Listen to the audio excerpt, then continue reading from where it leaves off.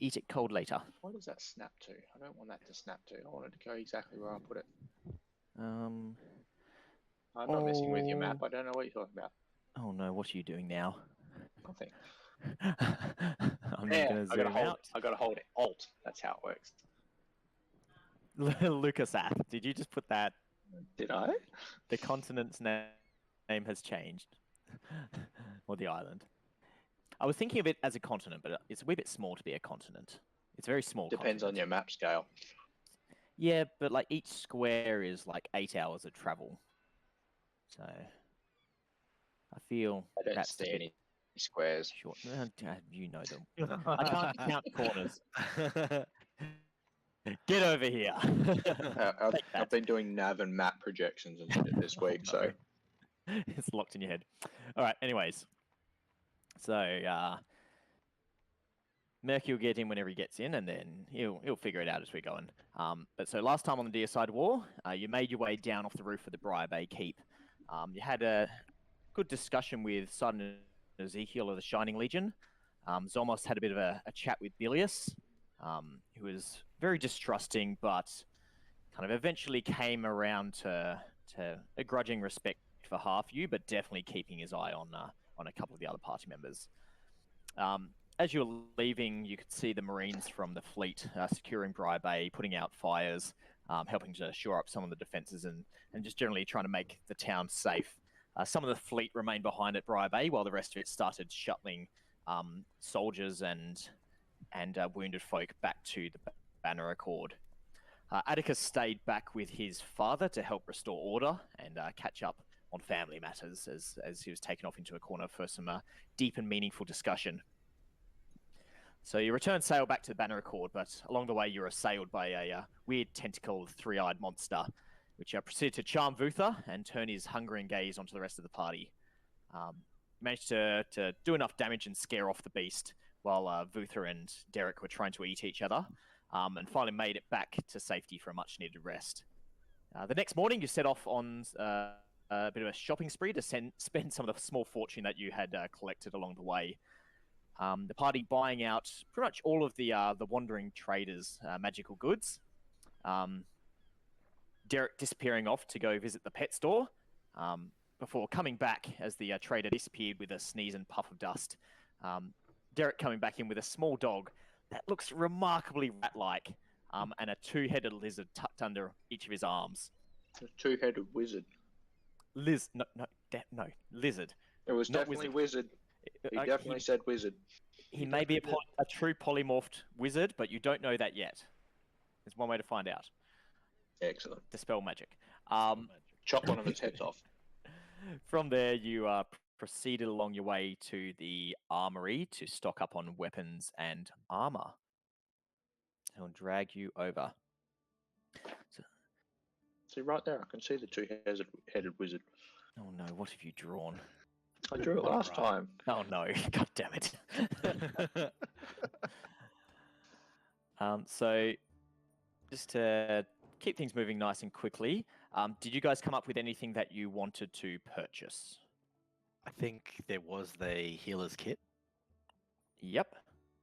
I think that was a must. Mm-hmm. And we're going to give that to our druid. Yep, no worries.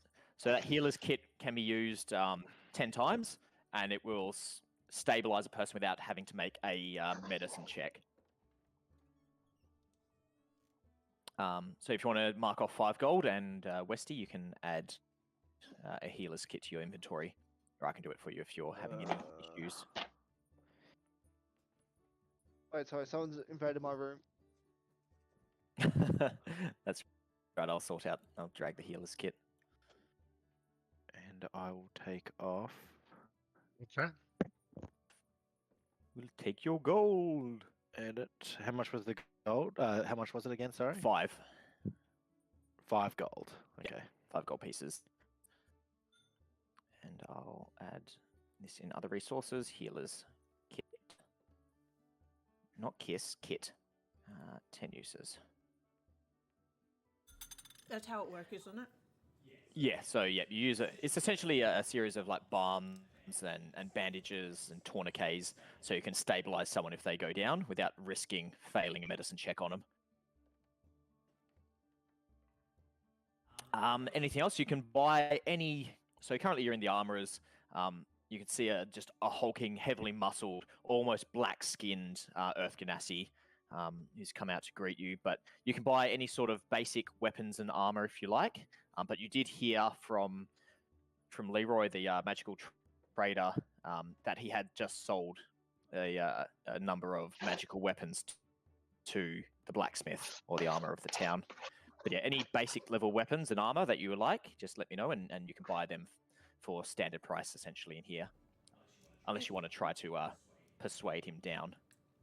Or fail a persuasion check and spend more money. Was Bryce going to tell him about the portable ram from last night? Come on, you have to just... No one's asking for a portable ram, though. I will for shits and giggles. God damn it, Sky. A portable ram? See, you hear Phaedra kind of stick her head around the corner as she's distracted, looking out the window at the ocean. Mentions that, you may need to break down another door. You remember that you had some issues with one of those doors at the back of the manor house, the Tulstag Manor. And she pokes her head out and says, "Oh, do you have a portable ram?" And this hulking Earth Ganassi is just like, "Oh, a portable ram, you say? Let me go check out the back." And he wanders his way through this heavy wooden door out to the back, and you can hear some hammering from some more people out back. And then hear... A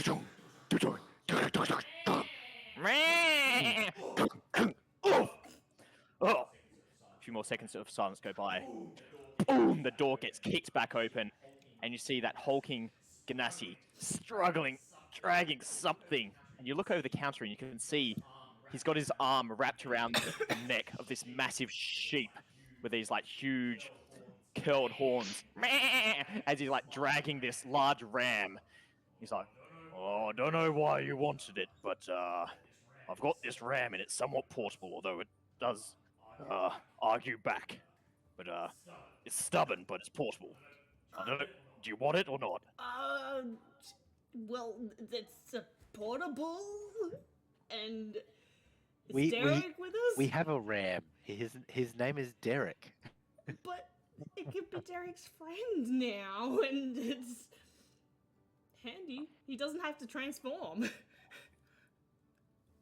We can train it. We can train a sheep. I'm guessing so. Hey, Derek! Can we? Derek is playing with his two-headed lizard. That is not a euphemism. Oh, you turn around, Derek's like chasing his lizard around the floor with the dog chasing around after him. And just like the three of them are just running around in circle. Derek on all fours trying to catch after this lizard who keeps like ducking under and through the shelves. You hear a clatter as a pile of spears gets knocked over onto Okay, maybe a fourth dog's animal might not be a good choice. Boom! You see it kick the shop owner in the leg, and he's like, "Oh, you stupid ram!" And it runs out back. No. Did Zolmos want a sword? Do we want to give him? He's got a rapier, doesn't he? He's got a Did we basic wanna rapier, yeah. Check out on the magical weapons that were sold. Yeah. Let's. Are there any magical weapons? Fuck. Does anyone have detect magic, just in case he's got one that he doesn't realize that he has? He's like, "Well, I did just buy some this morning from old Leroy. Give me a second." And he pulls out looks like a roll of waxed leather. He drops on the bench top in front of him with a clatter, unrolls it, and you can see there's a single-handed axe, a long pike that is currently folded in half. It looks like it's got a hinge essentially in the middle with a series of locking mechanisms that you can extend out a pike to a full 7.5 feet length. You can see a very intricate gold-etched mace and a small light crossbow with a series of runes inscribed along the metal bar that is the bow portion of it. Does he know what they do? Oh, well, I haven't studied them entirely yet, but old Leroy said that they were fairly basic, but well made and enchanted. Essentially, they're all just +1 weapons. They're all just +1s. Okay. Yeah. So a single-handed axe, pike that you can fold in half so it's shorter, a mace, and a light crossbow. That pike sounds good. What are the stats for pikes? I don't have my thing. They are a D10, and they're a reach weapon. Ooh. Ooh. I do like my reach. And yeah, 1d10 piercing. And yeah, they're 10-foot reach. That might be handy.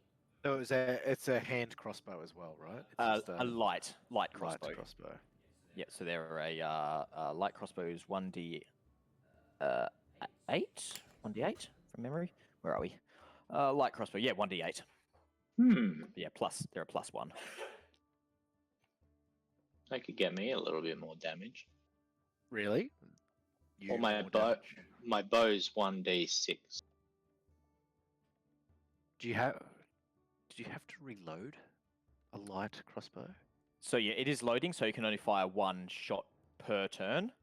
You can't use like multi-attack with it, but yeah, you don't need to like fire then wait around, like reload for a whole round. It's just you can only fire a single shot unless you take crossbow expert, which for a rogue is fine. They only get 1 attack anyway. Oh, really? But essentially, just to keep moving forward, the price for these weapons are the standard price for the weapon. So, for example, the light crossbow is 25 gold pieces plus 500 for being magical. So 525 gold pieces for the light crossbow. Well, It's magical, gets it +1. That's it. +1 to hit, and +1 to hit, attack, damage. and also it makes your attack magical. Yeah. So you know how you were shooting some of the like ghosties and that which had resistance to non-magical damage. You'll do full damage. I think we do buy that for Vutha. I think we do straight up. That is like. Agreed. That's good. That's a good weapon, and the pike. Nah, I've already got a reach. magical weapon, technically. Technically, is it? It's not a versatile weapon. No, they are Damn. two-handed. No, okay, don't need it. I got mine. Well, Vharik's got the sword, crossbow, and your weapon's already technically magical. Derek, he's a bear anyway, or an alligator, crocodile, whatever. Whatever he chooses. Yeah, at a for certain the level, day. his attacks counts as magical. Yeah. So if you want to buy that will be 525 gold. All right, let's Wanna take mark that that off? out of. And let's do that. Troy, you let me know if you need me to add a +1 light crossbow +1. I'll see if I can figure it out. Inventory. See if you can do it. How much silver equals a gold again? Yeah, 10. Oh my god. Okay, you're making me maths here. We got 6,000 silver. So let's see if I can pay it in silver. So 5,250 silver. 5,000. So you choose up most of your silver, which is good. That's good. That's what we'll do. Did you win, Troy? Sorry, was it? What I'm negative? doing. Here you go. That's right. And that is added. There we Is go. it added to your Excellent. attacks? Yeah. Yep. Beautiful. Looks good. Was it 5,2 what? 5,250. 5,250. Okay, cool. Sky, did you want to buy armor? Sky, you said you wanted your axe silvered? Yes. Trying that beak silvered. Yeah, he can do that. What did I say? I think that was 100 gold. No, we did had I say? the silver for the workmanship. Because we had the silver from the Githyanki. Yeah, so he can coat your axe in silver fairly easily by melting it down and soldering it on. It'll only take him like half an hour. Turns it into Forge the is already hot, patterning. but it'll cost you 100 gold pieces, but it will count as a silver weapon. Okay. Oh my god. Happy with that? How many gold pieces was it? 100. We good? Platinum again is 20. one platinum 10. is how many gold? 10. 1 to 10. Yep, everything's 1 to 10. Because we shall ignore Electrum because it's confusing. Yeah, I hate that. 25 whatever pieces or whatever the hell it is. That's why they invented calculators. Yeah. Yeah. Where's Brooker? Hey, Brooker. Hello. Is Murphy Nice of back you to yet? join us. Thank you. I think his house has been fully invaded. I saw Becky said I'm back. Yeah, no, he's back. Okay. How much was the silvered stuff again? Sorry. 100 gold. I'm just trying 100 gold pieces. 100 gold. Yeah, that's fine. We'll take that actually from our gold. So now we have 613 gold as group funds. Oh, sorry. No, sorry. 4. I just added 100. no. 413. Cool. So, Zolmos, did you want any random weapons, armor, anything basic? They did. So in here, he's got a few magical weapons, like +1. So he's got a single-handed axe, a pike that folds in half, a mace, and Vutha has just bought a light crossbow. If you wanted any magical weapons. Oh, Jesus Christ, that was loud. I'm so sorry. Is my push to talk working now? Now, Hello. gotcha. Yes. Sorry for screaming. Everyone's ears out. I don't need anything. I am. Did we get healing kits? Is there healing kits? We got one. We got one, One? and it's on the druid. Ah. It's got 10, and he knows medicine. He should know better. I mean, yeah. All right. Fair enough. I don't think I need anything exotic. No. Too easy. And Phaedra got silver axe. Easy. Vutha, as you grab hold of the crossbow and sit there just inspecting and checking out, as you're holding it, you just feel just a mild sense of distaste. It feels like everything around you just is slightly just swaying a little bit almost. It's just nothing serious. It's just discomfort. Interesting. Just a little bit off. This crossbow come with bolts, right? Better come with bolts. He's like, well, you can buy those for extra if you like. Come on, I already paid full price. I was nice enough not to barter with you already. I mean, that is fair enough. Give me a persuasion. Persuasion check. This Where's is my go terribly ammunition? well. Where's ammunition here? Yeah, I didn't think so. oh, Persuasion's not my strong point. He's like, sorry, but I gotta make money anyway. This is a business after all. It'll be 1 gold piece for 20 bolts. How many would you like? I've got about 100 back here.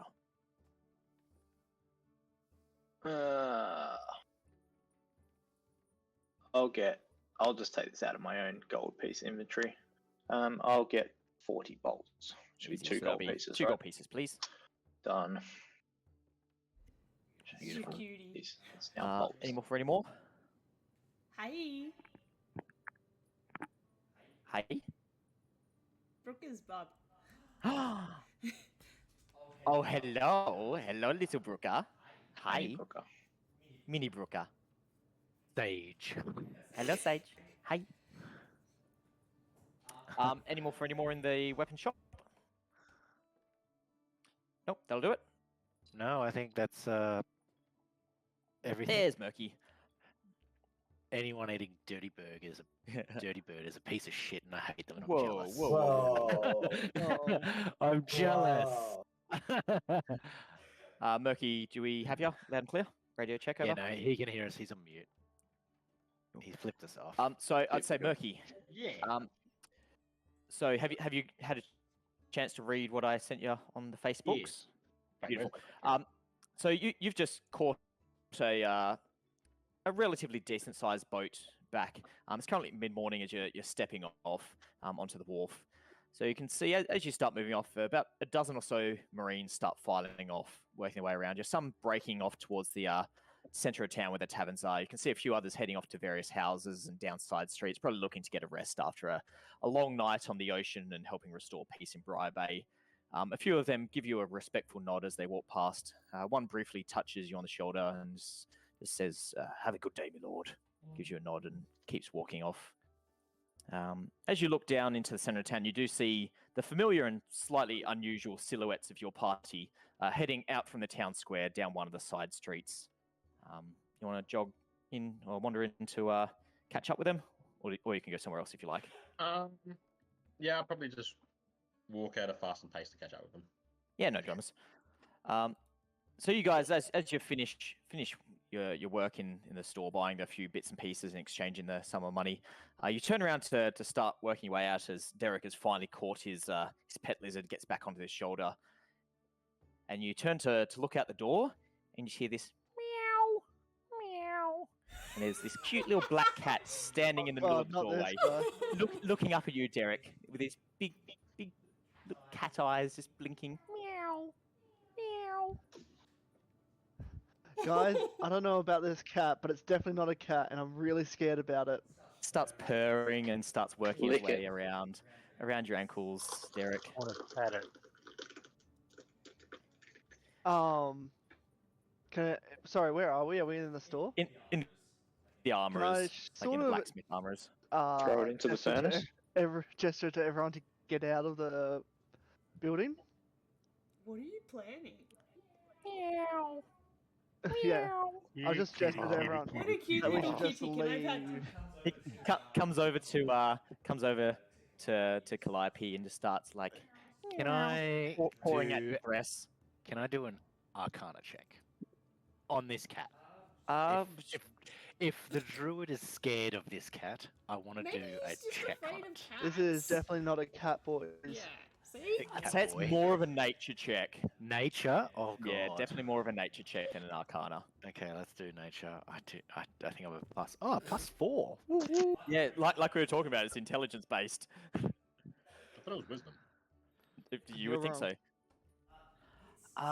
It's something seems off about this cat, and as you lean down, inspecting closer, and it's like meow, starts like pouring, like trying to be like wants to get picked up, wants pats, and it's like pouring, coming up on its hind legs, playing with some of the threads on your dress and the embroidery, and you see this weird like seam that runs around from its side up across its chest and back down to its other side. And notice as it's meowing and purring, its mouth isn't moving. Does it Interesting. have a mouth? Like in the face area? Like that head It area? looks like it does, but as you look closer, it's there's no actual like orifice. It looks like it's just it's almost like stuck on. Someone give me a ration or something like this. Like Right. I just grab a piece of dried. Yeah, you've got your field jerky. rations. I just yeah, I'm gonna throw it some jerky. I want to observe it eating. meow. As you toss it, it like hops back onto its hind legs, and its whole torso opens up into this toothed maw with this like long purplish pink tongue. Guys, I'm 99% sure this is not a cat. That's a funky shit. I like it. I'm going to look at Vharik and be like, if this cat hurts me, please kill it. And I go to pet the cat. Meow, meow. And she's there rubbing on your hand. Meow, meow. Just poor You see that? I misunderstood just showed up a Yes. picture. All right, fine. I'll feed it again, and I'll see if it follows us. But I'm very Definitely gonna follow wary. Clink, clink, clink, clink. You see a small glass, like shot glass, come tumbling out of its mouth along the floor. He gave you a present. Meow. And starts like batting it between its feet, playing with it. Oh, that's very nice. And then starts like trotting around, just like meow. Atticus, you're a dark and weird person. You might like this cat. Can I do? I don't know, like a history check or something to determine what it is? Um, God, I just fucking clicked back onto Internet Explorer and saw the cat. That's why I was like, it's dark and weird, and you might like it. I'd let you make an Arcana check now that you've realised that this definitely isn't natural. So as you Calliope, if you like, you can make an Arcana check now. Oh my god, exactly the same. Same thing. Atticus, you want to make a check? Yeah, I'm just getting it up now. I'm a bit rusty. It's been a while.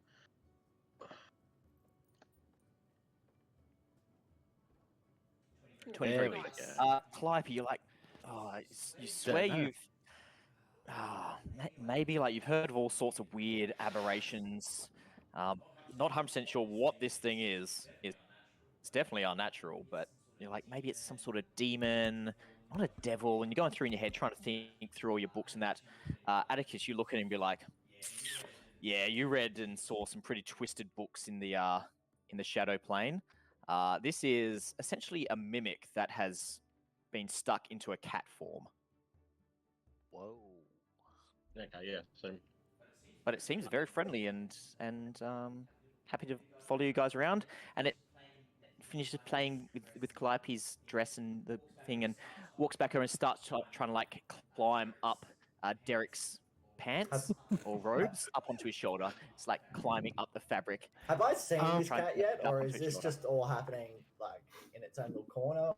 What's going on? Is the whole I'd party seeing this?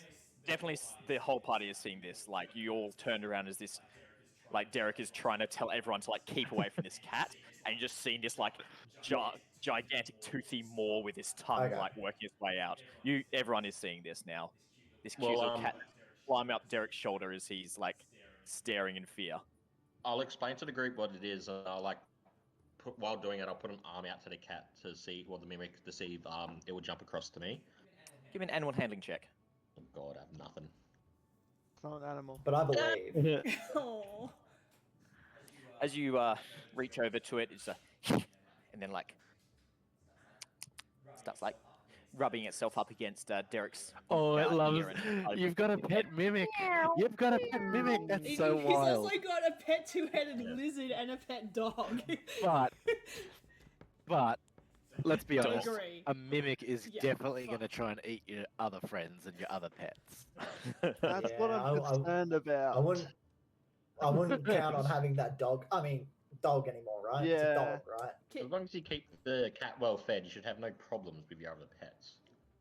Does a mimic get like? Does it ever get full, or does it just keep eating? Are humans ever full? They always eventually eat. Always get hungry eventually.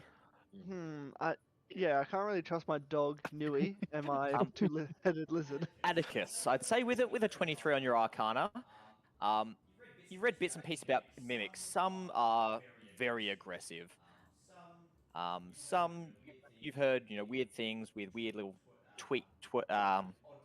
odd behavioural characteristics, and they get stuck in certain forms. But you do know if they get hungry, they do tend to get dangerous. Can I try and also reach over and pat it? Yep, give me an animal handling check. Boy. Damn it, Westy, I really wanted that as a pet. I want it as a pet, but I already got Nui. Yeah, as you reach over to pat it, it leaps towards your face and like delicately lands on your arm and climbs its way up and starts like working its way around and perches up on top of your head. Oh, so he wraps like his head balancing. around my helmet on top of the owlbear beak. We can keep it. Yeah. It just needs to be well fed. I go to Phaedra. Oh my God! What are we naming it? Toothy. You see this like tongue come out of its mouth and like up your face, Phaedra. Whoa, okay. It's gonna eat you in your sleep. Sure, at least Tongues I've got coming out of enough faces. points for it. It can try and get through. Mimic. Hello. Oh, Yes, is that, you is little that our mimic. mimic there? Because why did Hellhound. you let it The through sleepy that tail. way? Good girl. What's its name? Toothy. I don't Yeah, know, Toothy. but it's the first thing that came to my head.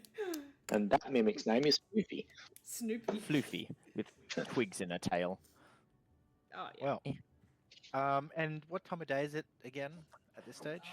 So this is approaching midday, like lunchtime sort of thing. Midday. Let me just look at our tasks again. While this is happening, Calliope, did Atticus just return?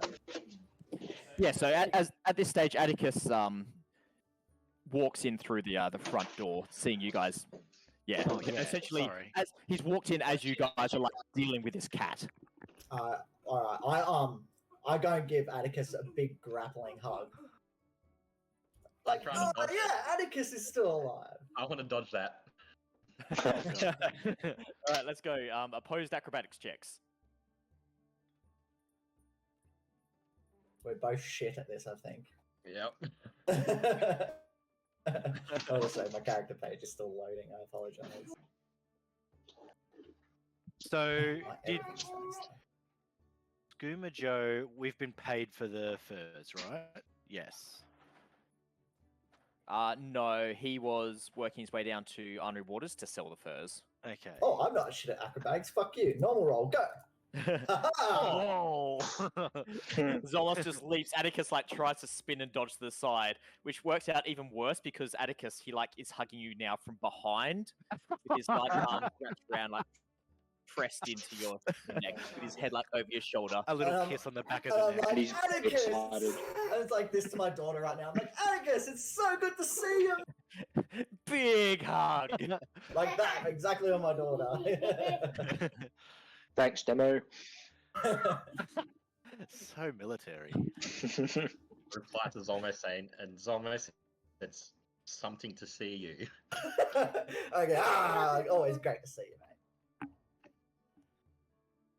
All right. So our other tasks are to find the banner accord to meet the Exodus leader, to find Zolmos and myself's parents, well, mother at least. We don't know about our father, and we need to find Murky's dignity. So I'll that one's top remind of you the list. guys because it's been I'll a draw little bit. dignity for you. So you had convinced the Exodus Remainers to wait for you in town, essentially at the Bucket and Bilge, before you would then head out to the Enclave where Exodus leader Michael was staying, because you wanted to confront him about essentially being involved in the slave trade. The Exodus Remainers wanted to go straight there, but you guys convinced him with some pretty good persuasion checks to wait for you and go along with you because it was safer to. Well, for you guys. I think that's the most pressing, right? Because they're waiting for us. We should do that. Can we do? Where did they say our mother went?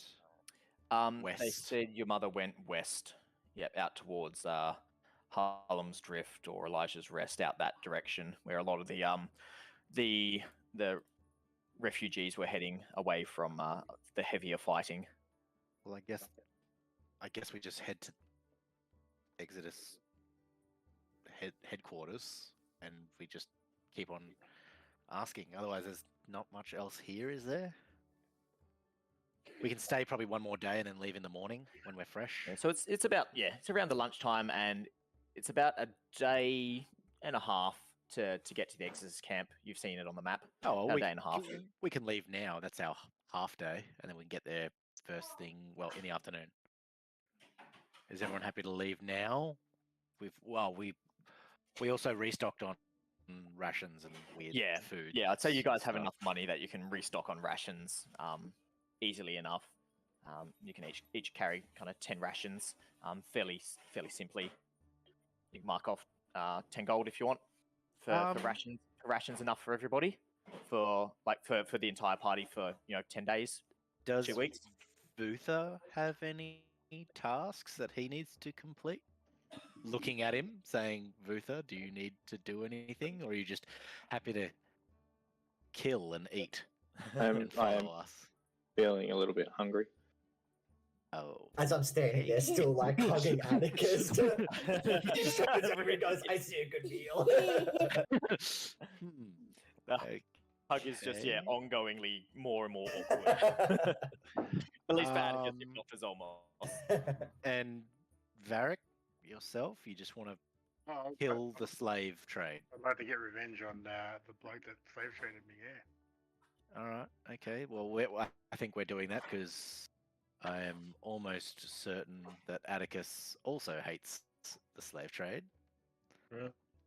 Zolmos, Jer- you're in your pocket. What? Is that a dagger in your pocket? Mate, I threw my dagger at the sea turtle. What are you talking about, mate? Okay, you're gonna see me like just struggle out of it. give me an athletics check, or What's acrobatics. that? Opposed? I've got no. Give me another opposed check. Oh god. Another opposed grapple check. Better. And- Oh. Better. And your There we go. You Oh. managed to slip your way out of it. With the grapple like dancing your way across the floor to get out of his reach. This does remind me though, while we're standing in front of the armorers, I do actually need a new dagger. I threw mine. You can buy a new dagger. Oh, there's hand Dagger. axes. Uh, There's a magical hand axe. Are you proficient? Yeah, then that's a you can- simple. Hand axe is a simple weapon. Because you can throw that, and that'll hurt. yeah, sure. Hand axe. I need to get rid of my dagger. So for magical hand axe, that is 505 gold. How much? Jeez. Let's see How if we much? can I mean, pay you- for How that. much did you say? 505. Unless you want to Oh, try to just give me the regular dagger. Just give me a regular dagger. That'll That's be too much. 2 gold pieces. Yeah, go for a regular dagger. All I'm using it for is in case I ever need to throw something. Just handle first. Yeah. And This is what after I've been thrown on the ground. I was like, Hang on. I need a dagger, by the way. Hang on a second, Zolmos. Surely my wealthy father gave me some money for my journeys. but you don't need to spend that money on me, Atticus. That is too much gold. You don't need more gold. oh, we're pretty low now. Roll a, Yeah, we are. Very low. roll a d20 for me, Murky.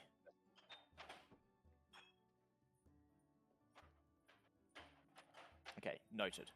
I'll get back to you. Thank you. Derek, why are you here with us? You just happy to hang out and follow, go with the flow, or you're just picking up animals? He literally just put his thumbs up. He's just Literally just picking up animals. And we've all seen your penis multiple Many times. times. Multiple times. Did you roll? What's? Destroyer. Oh, that's right. It was like an inch. Good times. Good times. Hey, that's how you use it. Westy, it's bigger than mine. Just letting you know. Murky, roll a d10. Oh, well.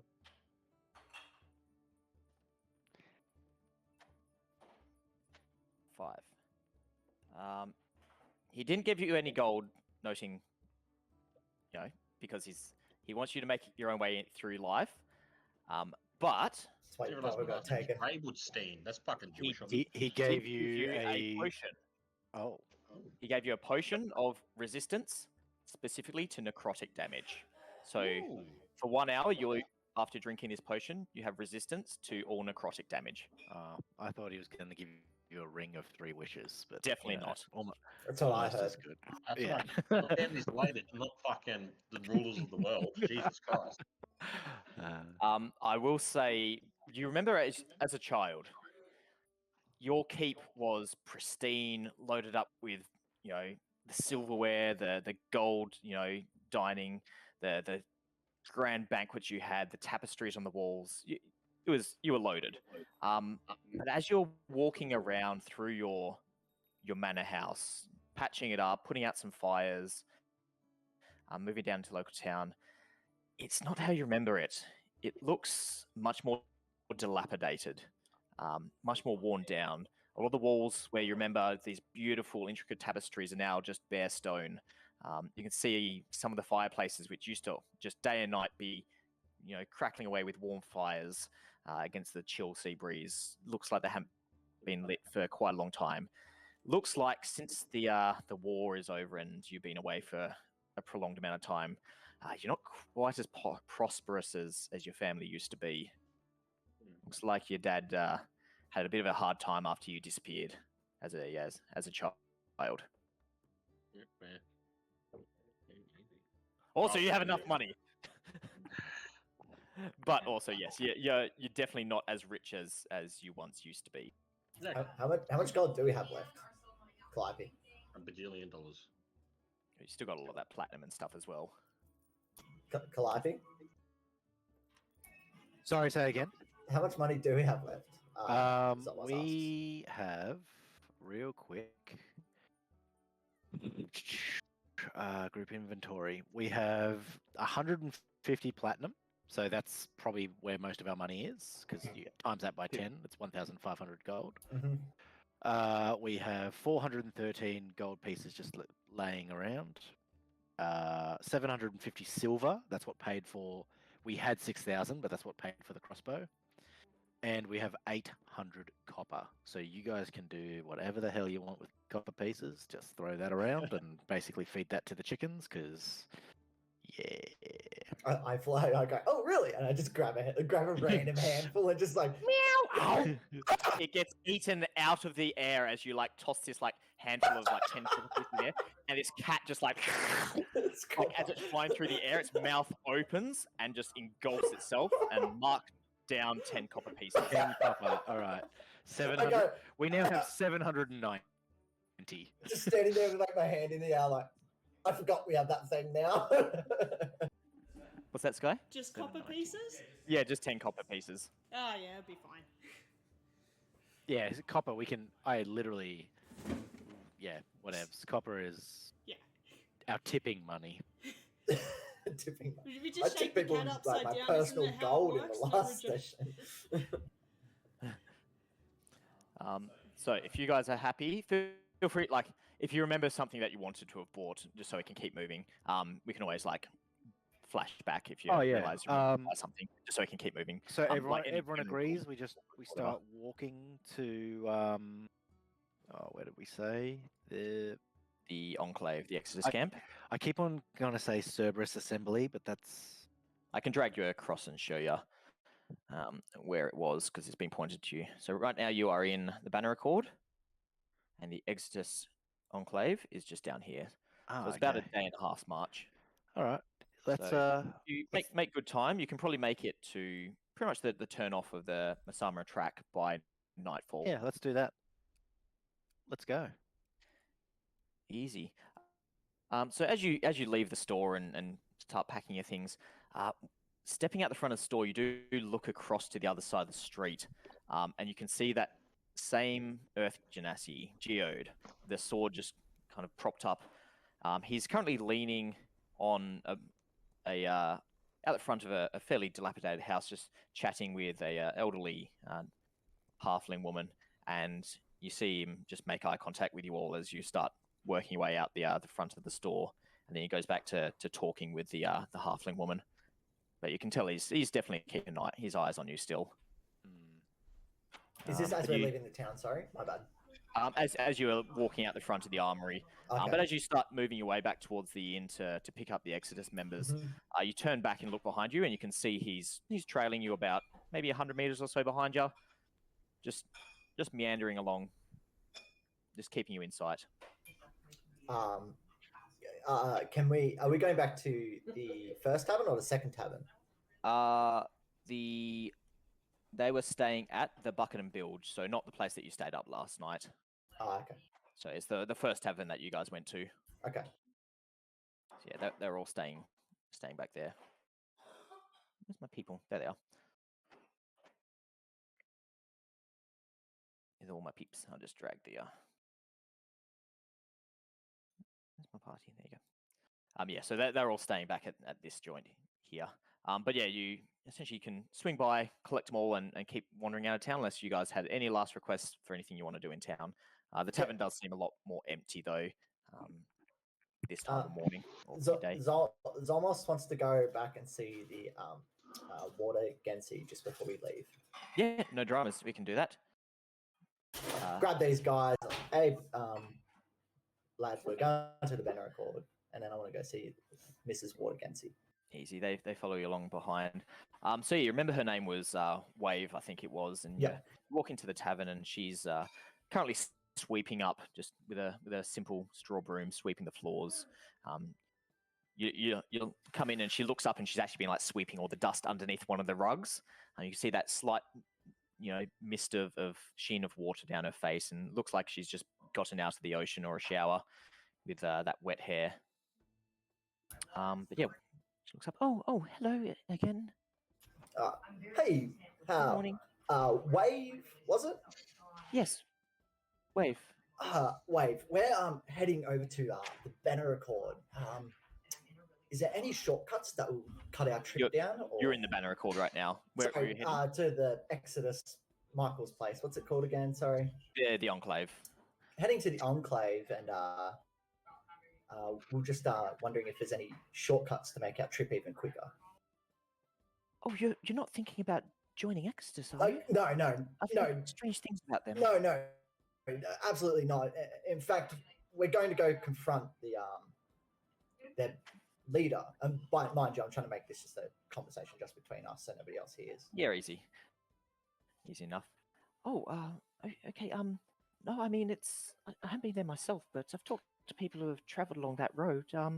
It's fairly direct. Just head down south on the northern road and turn off down the Aasimar track. From what I hear, the track isn't very well maintained, so just be careful and keep your eyes about.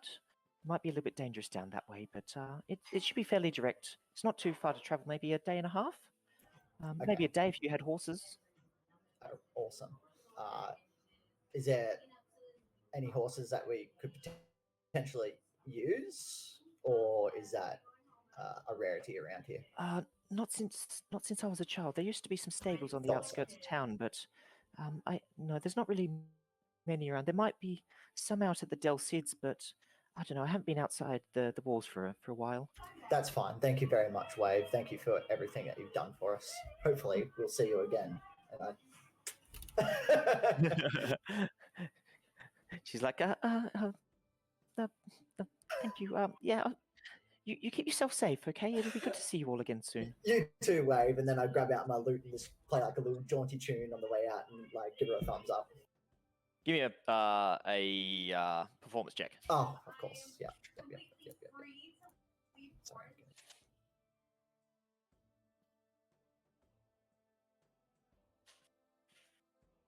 Not bad. Not bad. Possible. Just as a casual tune as you're jaunting along, it's not bad. Not your best work, but yeah, it's all right. Should have bought the Nothing pan terrible. pipes. Should have brought the pan flute. Yeah. No, mate. You missed your chance. Missed my chance there, didn't I? But yeah, so you continue and work your way out through the rest of the town, winding out through the streets. Every time you look back, you can see that same figure, just keeping his distance back. But you make your way out through the gates. The guards give you a brief nod. Just well, you all travel safe now, okay? And thank you for not making any menaces of yourself in the town. You be safe. And then Calliope goes fireball as we leave. No, they're joking. But yeah, finally looking back over your shoulder, with a town behind you down the road, you make your way onto the Great Northern Road, or the Northern Road, whatever I was calling it. But the road ahead is it's a nice, bright, sunny day as you make your way down. A gentle breeze is coming off the mountains to take some of the bite out of the sun. It's already clear blue skies. The rest of the day ahead of you. And honestly, the day goes by without really anything interesting happening. You don't see anyone on the road. It's quiet. A gentle breeze picks up every so often and gusting the scrubs and the long grass around you. Before long, the weird acrid scent of the ocean is replaced by the more dry scent of the desolate grassland around you. But yeah, the rest of the day goes by without incident until at about nightfall you reach the turnoff coming off of the main road. Now, the northern road that you've been travelling on, it's clearly well made. You know, completed years ago by some of the dwarven engineers. It's held up really well despite the neglect of these post-war times. As you're looking at the Aasimar track, not holding up so well. Just looking down its way that you can see from where you are in the fading sunlight. You can see there's some dried up, muddy portions of it. Some of the cobblestones are sunk into the road. You can see divots from where carts have previously tracked down there, and you can definitely tell that it doesn't get anywhere near as much traffic as probably one, it used to, and two, as the northern road that you're on. But with the sun going down, you set up and make camp. So who would like to take a couple of watchers. Let's get 2 people for watchers overnight. Unless you guys wanted to do anything, you just set off. No, I'll I'll do it now. As we go to bed, Calliope will, as a ritual, cast Tiny Hut with everybody inside. Just party members? Party members. Okay. So Is they the can, cat, is the cat part of the party? That's they what I can was come and go. I cannot. So, and I'll explain that to everybody. It's an invulnerable dome that you guys can come and go, but I cannot. So Can we see out of this, Calliope? you can see out of the dome. No one can see in. Okay, sweet. I'll take first watch inside the dome, I guess, and watch over our Exodus friends. If everyone's happy with that, sorry. I'll join you. No worries. This is So joining me. the 2 of you, give me a perception check. Or an insight if you like, if you're watching your people. I'm specifically just watching the Exodus people because. Give me an insight check. Okay. So 14 for perception. Atticus, you're keeping your eyes out. At one stage, you see a large winged shape just pass in front of some of the stars, high above you, but doesn't seem to come down low or even react to your presence down there with the small fire that the Exodus folk have just across the other side of the road from you. Zolmos, keeping an eye on the Exodus members. You can see as you're settling down to sleep, they've posted. Oh, Tomo, you hypocrite! He gave in. Gave in. Oi, anyone who eats KFC is a fucking asshole. Dirty bird. Quote Tomo, Yes! 2023. Yes. Yeah, so yeah, it's almost keeping an eye on the Exodus members across the way. You can see they're talking quietly with each other. You can see the red scale dragonborn that had accompanied you has gone back, and Tahun is definitely keeping a close watch on his elderly gnomish friend, who's at one stage you see her curl up in front of him, and he wraps himself around her, keeping her warm against the slight chill of the evening as a breeze seems to kick up. You are warm and comfortable in the dome, the breeze not penetrating the magical force field surrounding you. It's a pleasant evening, not too hot, not too cold. Your simple bedrolls that you have making it quite a pleasant stay. Nothing compared to your youth when you're up in the grand city and the university, but as comfortable as you can expect out on the beaten track. But your watch goes by without incident. A second person? Or one of the other watchers? Yep. I'll take one. We'll go a Vharik and a Derek.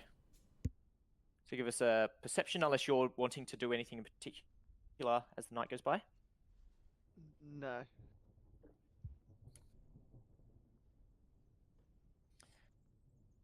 So give me a perception check. 17 and 7. Vharik, you notice it. Derek, he's at one stage he's getting distracted. Just kind of, playing with his little rat dog creature that, keeps waking up and trying to chew on his bed sheets. And one stage you turn around and it seems to have chewed a hole clean through the bottom of the furs that Atticus is sleeping under. But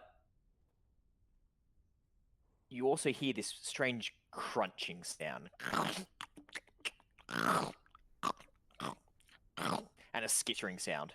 And you look down, you can see the two-headed lizard is skittering across. And you can see it's got one head. But looking closer, you're like, wait, there should be blood. It should be like squealing or doing whatever sound lizards make when they're in pain. But looking closely with a 17 perception, you can see the head that was coming out the side of his neck has been like bitten clean off. And you realize it was looking closer, like, wait a second, is that clay? Looking closer again as it's like trying to hide, you can clearly see that someone has like stuck a clay lizard's head to the side of this two-headed lizard. And that lizard is now missing its clay head. As you look back, and you can just see the tongue of this mimic cat just suck back into its mouth. Meow. And starts curling back up at Derek's feet. purring quietly as it seems to drift off to sleep again. But the rest of the night seems to go by without incident. No one else gets eaten, other than a couple more holes in some of the in Atticus's sleeping furs.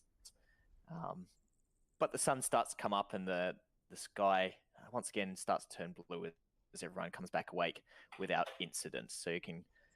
I don't think anyone used any abilities or anything, but you can take a long rest if you need. If anyone had used up hit dice, once again you can restore up to half.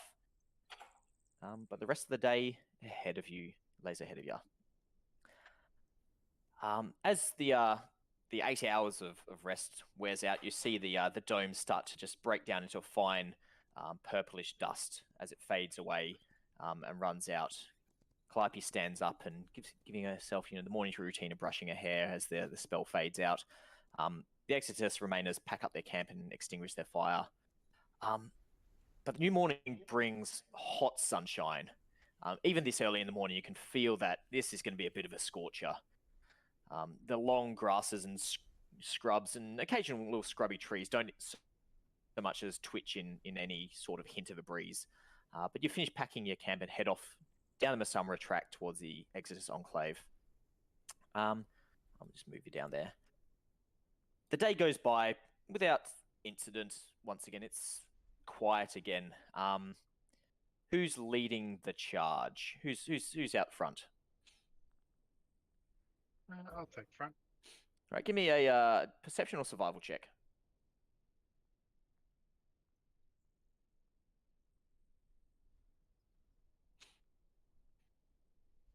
19. With that check, as you're moving, you're keeping your eyes about you. Always wary traveling through the wilds.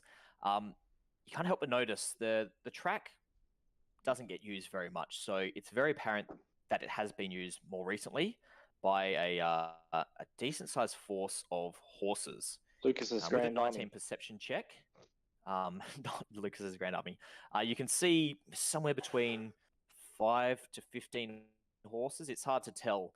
It looks like there was a number of horses with shod horses with horseshoes on have moved down this track probably just yesterday. It looks like they were moving at pace. You don't see any other sign that anyone else has been moving down the track other than a decent amount of horses moving quite quickly. They heard we were coming and ran away. But yeah, the rest of the day goes by not seeing another soul until just before midday. You see a small copse of trees off to the north side of the road. As you get closer, you can make out what looks to be the rubble of a long ruined farmhouse. The roof completely collapsed, most of the walls knocked down, just a few little bits and pieces standing. The remnants of an old burnt out, probably a barn, lays off just behind it. But further in, amongst some thicker standard trees, you see a large camp of tents. The tents are surrounded by a rough palisade, about 6 feet tall, of decent-sized posts dug into the ground. It's a collection of smaller tents surrounding a large shade tree in the middle. And you can see as you start to close in on it, you can see one larger tent set aside from the rest. The track, you can see it breaks off. Looks like it's decently worn and maintained. Looks like it's raked free of any grasses or leaves and weeds. You can see the track leads in through a gap in the palisade wall. And I shall drag you across.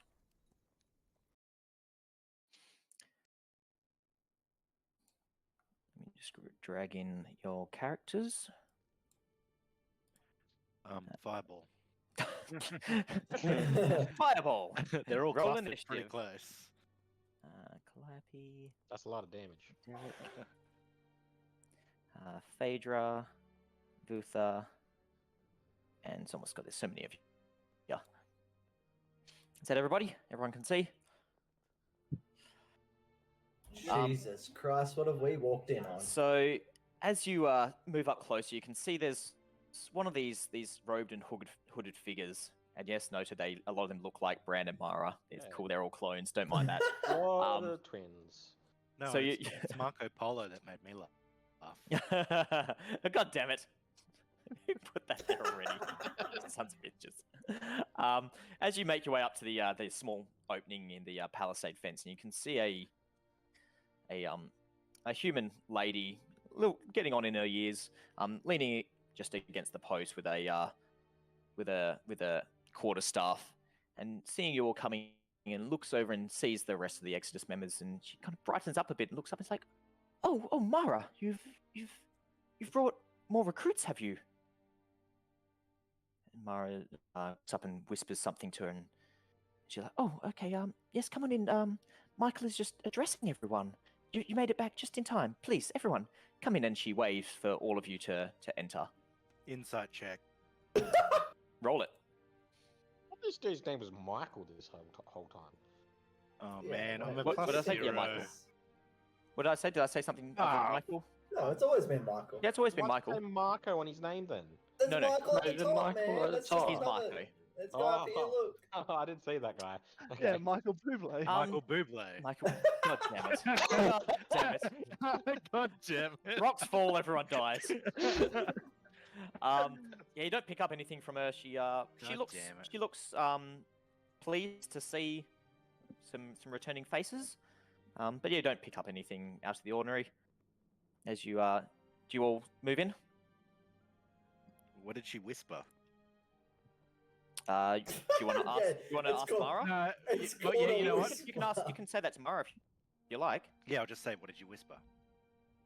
Oh, I just said that it was good to see you again, and we had to talk with Michael. I didn't tell her anything. I think we need to have a private discussion with Michael, honestly. I'm concerned about this slavery thing. There must be a good explanation, but we should definitely have a talk to him.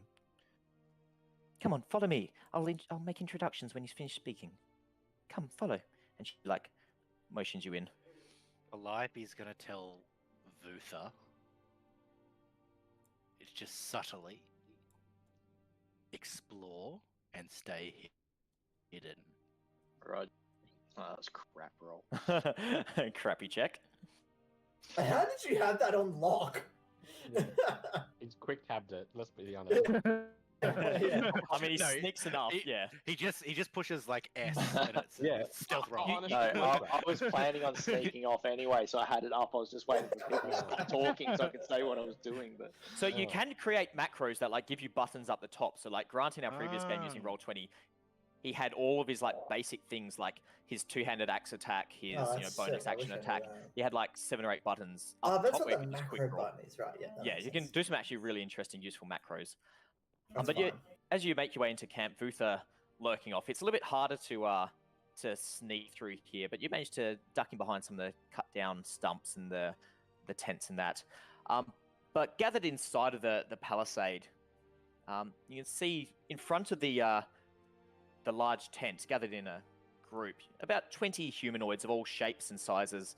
Most of them in simple brown robes, holding rudimentary but sturdy-looking quarterstaffs.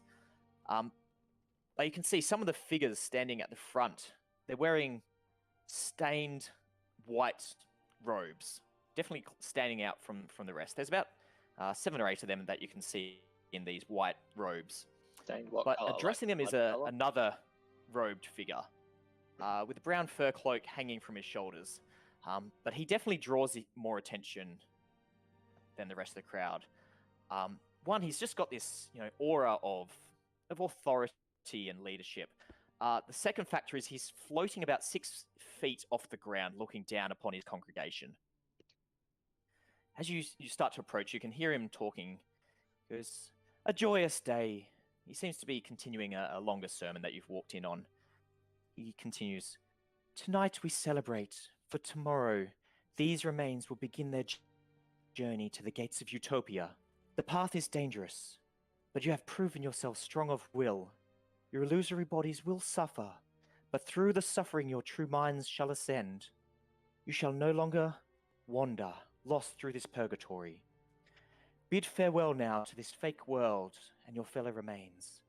Meditate, and when you are ready, join me. Remain no longer, the crowd intones together.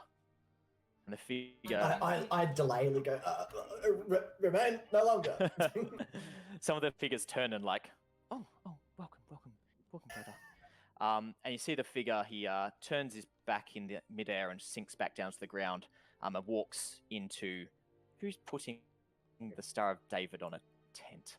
And he walks inside of the large tent. As the crowd is like, excitedly start, chattering and start to move away. You can see the figures up the front, their heads bowed, as they just drop down to their knees and clasp their hands together in front of themselves and start something you can hear quietly muttering. Some just seem to be just staring up into the sky or down to the ground, as a lot of the other people start to move off around the rest of the camp doing odds and ends. What would you all like to do?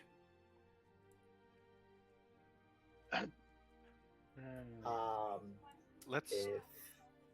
Yeah, go. Take charge. I'll just. So they're not noticing us at all. They're just going about their business, aren't they? Yeah, some of them seem to give you a basic nod. You do notice a familiar figure, Marco, that you had briefly met.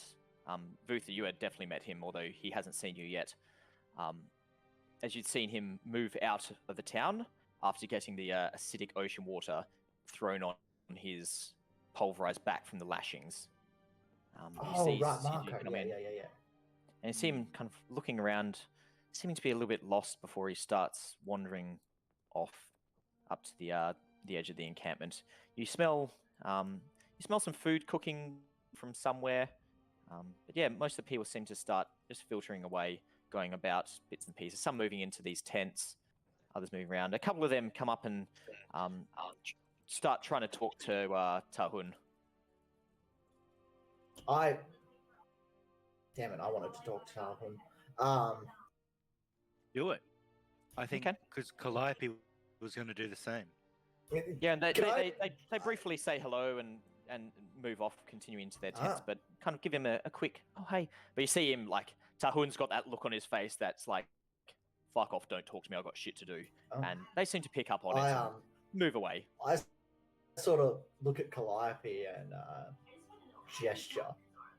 I don't know if you pick up my gesture, but I gesture like, let's go talk to those two over there. I also gesture to you. Look at Vharik, because he's going to be the one that starts. Oh, yeah, true. I'm gonna role play the fuck out of this. Can I roll to see if I understand what Calliope's saying? Yeah, give me an insight check. So let this hellhound in again. Literally going like this, pointing to Vharik, because I can just see he's probably already got the fucking long sword out. You see sparks of flame like starting to pick up on his long sword. I'm just stroking the handle like in a cowboy movie before they draw the gun. I got a 6. I don't think I know what the fuck's going on. No, you're probably confused. I'm like pretending that I know what's going on. I go, yeah, and then I like jauntily walk over to Tahun instead. Put all these nuts in your mouth. Nice. What are you doing? God damn it. Who is doing that? Calliope is going to run. Oh, I accidentally grabbed Derek. Run up to Vutha and be like, she's going to physically... Vutha? Sorry, Vharik. Vutha has disappeared. You turn around and Vutha's gone. He's lurking. No, that's good. I'm investigating. He's doing what he does I'll get to you in a second, Vutha. Yeah. But she's going to run up to Vharik and physically, for the first time ever, willingly touch him on the arm.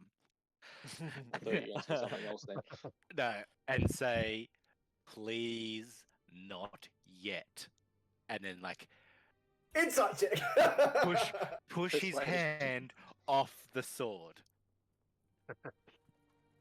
As he just says the word and the sword catches on fire anyway. Yeah. What do you mean?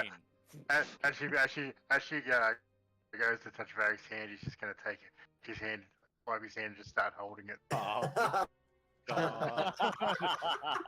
I mean, at least his hand's not on the sword. At least it's not on the sword. That's literally what she's thinking. Not on that sword. Varrik's thinking she's finally come around. Oh, no. If you're not careful... Okay, no. She casts in front of everybody. Fuck it. Mage armor. boom, right there. So you pull out your leather tie, wrap it around your arm, and cast Mage Armor. And you see the skin kind of just shimmer with the arcane shield. We'll get back to you in a second, Zolmos. Vutha, what particularly are you investigating, or just a general check around of the area for anything Mostly a interesting? check around, seeing if I can hear anything coming out of the tent, maybe peek under the edge of it, sort of thing. All right, yeah. So Is there any dodgy stuff going on up here? the 17, good investigation check. You're lurking your way around, keeping pretty quiet, not super quiet. It's still this time of day. Yeah, so it's midday, so kind of bright sunlight, which you're not too great in. You have to try to keep into the shade a bit, keep yourself comfy. But you do notice as you sneak up to the tent, it's well maintained. The campsite is clean and orderly. Looks like they have raked up any loose leaves. It's all quite neat and tidy. But you notice a small hole in the side of the tent. Glory hole. It's not a glory hole. It's at about eye height. Oh, it's convenient. Little Definitely sounds peep like hole. Suspiciously Glory hole. convenient. Yeah, so there's a small. It's looks like it's fairly well hidden. There's a small flap that looks like usually covers it to keep any light or rain out of it. But it attracts your attention. You do notice that small peephole into the side of the tent here for some reason. They don't know what. It is unusual. It's not something you generally see in the side of a tent. It'd be a pretty shit tent with holes in it. But you listen against the tent walls, and you hear, with that investigation, you hear some pages turning, some paper rustling inside.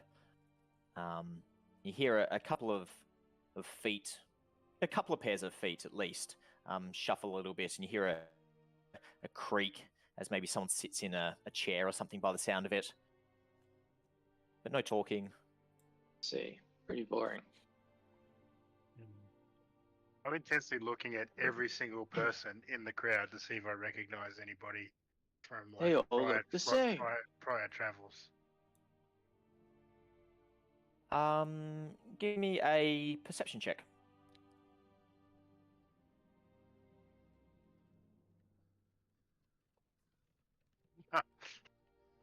Nah, their hoods Thank are God. most of them have their hoods up. You're kind of looking through some of them. You start moving around, trying to look into their hoods of some of these the white robed figures in front of you, and they just give you a bit of an odd look, and they take a deep breath, focus themselves again, and one of them just is staring up into the sun, just staring into the blazing sun.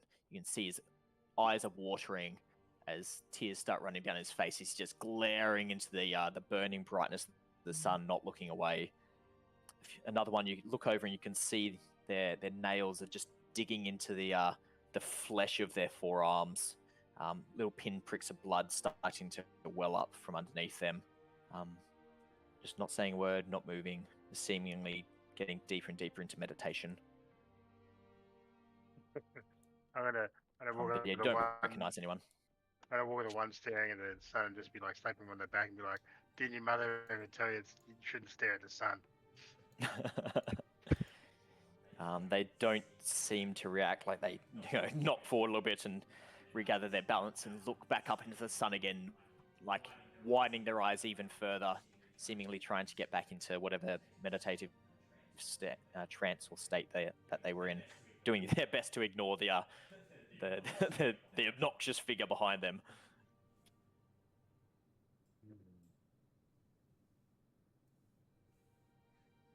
But yeah. Zolmos, over to you. What are you getting up to with Tahun? I sort of as I'm walking over to Tahun, I'm like in a bit of awe of everything. Oh, whoa! There's so many people. Such a random congregation. I sort of arrive at Tahun and I'm like, Tahun, buddy. Hey Zolmos, how's it going? What? Welcome to the Enclave. This is, I guess, home. Right, but why is no one greeting you like a friend? What's going on? I don't know, my persona, I guess.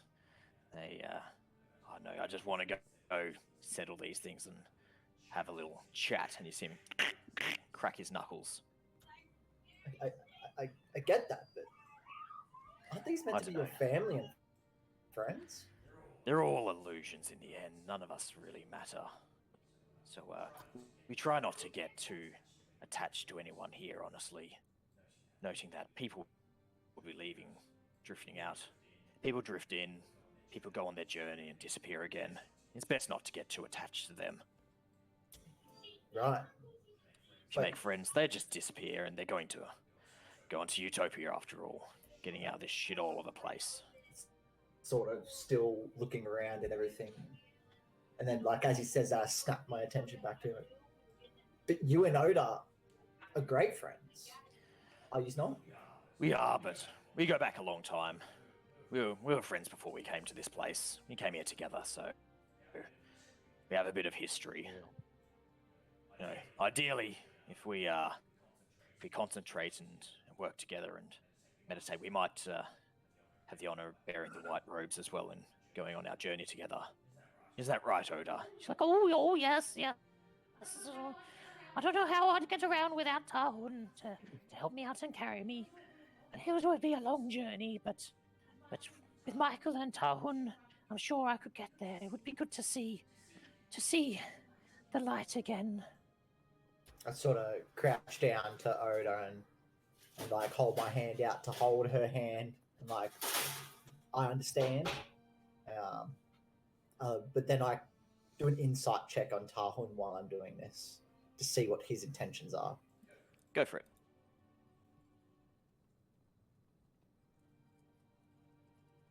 Sorry, I keep playing out the wrong bloody thing. Insight. Where are we? An 11. 11. He's a fairly open book for the most part, and you can see he's almost lost in his own thoughts. Seems to be quite distracted. But he looks not necessarily angry, more so than he just is permanently angry, but definitely conflicted. And you can just see him as he occasionally glances around, but his eyes are pretty much locked on that tent. And you can get the feeling that he wants to figure out what's going down here. He's definitely not a fan of this slavery business. And talking with you guys, he's very curious to see what Michael's explanation might be.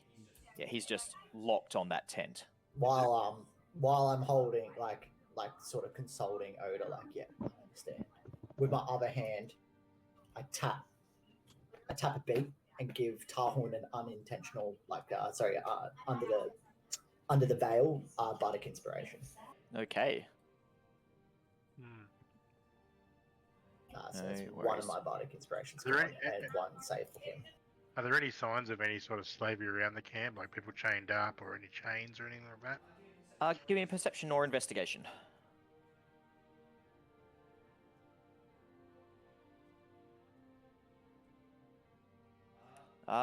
Looking around, it's neat and tidy as Vutha had seen. You don't notice any chains. There's various crates and sacks. You can see there's looks to be a short watchtower standing above the rest of the camp up here, and you can see one of the congregation has climbed up in it and is keeping a lookout. You can smell some food cooking coming out of one of these tents up here somewhere. You don't see any sign of chains or binding posts. Nothing that would come to mind as being clearly slavery or imprisonment. No cages, nothing of the like. If these guys are all sort of busy, I'm just going to let them stare at the sun and walk around tent to tent, peering through the flaps.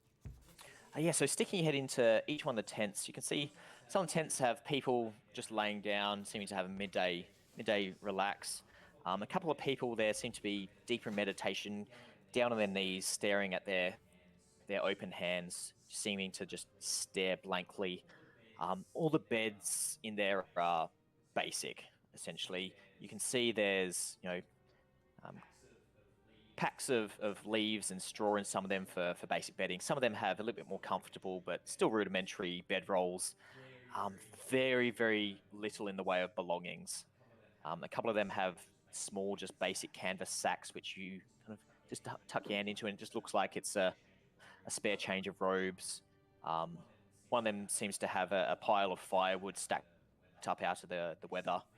They seem very, very rudimentary, honestly. Nothing, almost no property, really, looking around. It's just what you need to live and very little more. Boring.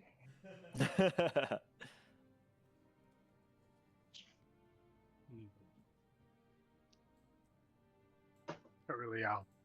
Is Tahun making his way towards Michael's tent? Yeah, you see him start to wander his way, muscling his way past you, Zolmos, making his way in towards the tent. I'm just going to walk up with him. Oda in tow. And just be like, let's find out what's going on here, right? Yeah, let's all go in. I'll like even signal to Phaedra, Zolmos, and where the hell is Derek? Oh, Derek no, Sky as is well. there. Sorry, I'll let you control Phaedra, Sky. I didn't realize you're still there. Sort of. I just hide in the tree line. No worries. Give me another stealth check. So you see Tahun, he reaches a claw up and scratches at the outside of the tent. Michael. Oh, yeah, you're definitely well and truly hidden. You just fade into the tree line just on the outskirts of the... manage to find a bit of an opening enough that you can squeeze your way through. You swear as you're squeezing through between some of the closer stumps. Oh no! You swear that you feel your rib cage contract, actually like stretch between. It must be a figment of your imagination. You just, you breathed out. It was normal. But yeah, you fade away into some of the thicker tree cover. Looking back in towards the camp. Sorry, while Tahun scratches, can I just place a hand on his shoulder just to know that I'm here, buddy? I don't say it. I just place my hand on his shoulder. He glances your way and gives you a bit of a nod with a puff of steam comes out of his nostrils. Like, we'll get answers one or another. Won't we, Vharik? Won't we, Zolmos? True right, brother. You see, coming to the flap of the tent is that same figure, Michael. His hood thrown back. He's like, Tahun, Oda, I thought I saw you come in, and you've brought new family. Please, it's good to see you again. How was your travels? Tahun just goes, may not be family. We wanted to talk, Michael. And you see him, he's suddenly, just with your passive insight, you suddenly pick up Tahun's, his demeanor has changed. He was brave, slightly angry as he always in, but he's almost slouching down. He is a tall, strong, large individual, and you can see he's almost trying to subconsciously shrink himself down so he's below the height of Michael, who's not a large individual. He's maybe 5'10", maybe even shorter, but he has a commanding presence around him, which seems to make him seem larger than life. But Tahun, you pick that he's suddenly like almost curling into himself with nervousness, being this close to Michael, and he starts stammering. Oh, Vharik, this is Vharik, Michael. We wanted to talk. You see him kind of shuffling, looking at the dirt at his feet, and I was like, of course. We're always welcome to talk with everyone. What would you like to talk? Vharik, was it? And he turns to you, Vharik. My name is Michael. It is a pleasure to meet you. Welcome to the Enclave. I'm just going to look him up and down and just what was the town? What was the place we were kidnapped down the side of? I can't remember. You were kidnapped outside the Stake Celestial. Yeah. And I'm just going to be like, Stake Celestial, slave traders. What do you know? He's like, please come inside. Come in. I think we do need to have a discussion. And he takes a step back and motions you all inside. And walks his way back into the tent. Do you follow? I follow cautiously. You see Tahun, he's kind of like steps in and puts his back against the inside. And you see him turn around, he's actually reached down, he's holding hands with Oda, who's like looking around wide-eyed as she moves inside of the tent. Is everyone else moving inside? Yeah, I will go next to. I'll sort of place myself in front of Tahun and Oda, noting that I'm guessing we're all seeing like how he's reacting. Is anyone Yeah. going to close the flaps behind us as well? Before I go inside, Bryce, I just sent you a message on Oh, yep. Discord. It was just in regards to what I wanted to do beforehand. Yep. Stand by. Sounds dodgy. Definitely dodgy. Yeah, it's the steal from Warriors. Yes. damn. Yeah, so the spell you cast a spell and your eyes flicker. There is definitely a magical essence that is coming off of them. Can I see like what the aura is? Like not exactly what the spell is, but like what auras it's giving off, or Yep. Sorry, 1 second. It would be what type of magic would that be? Sorry, give me 1 second. no worries. Because I'm trying to remember. It's not a specific spell. You do pick that up. Just looking. Oh, what type of spell would that be? Enchantment? I'm not sure, but you pick up the magic that is bound up in these robes is making these members more susceptible to other magic. Okay. It's almost making them weaker. Not necessarily weaker, but yeah, more susceptible. I'll give you that. You can almost see the magic like opening up their presence, and your own like innate magic almost seems to be able to filter into them easier than a normal person's would. Jeez, I'll give you that much.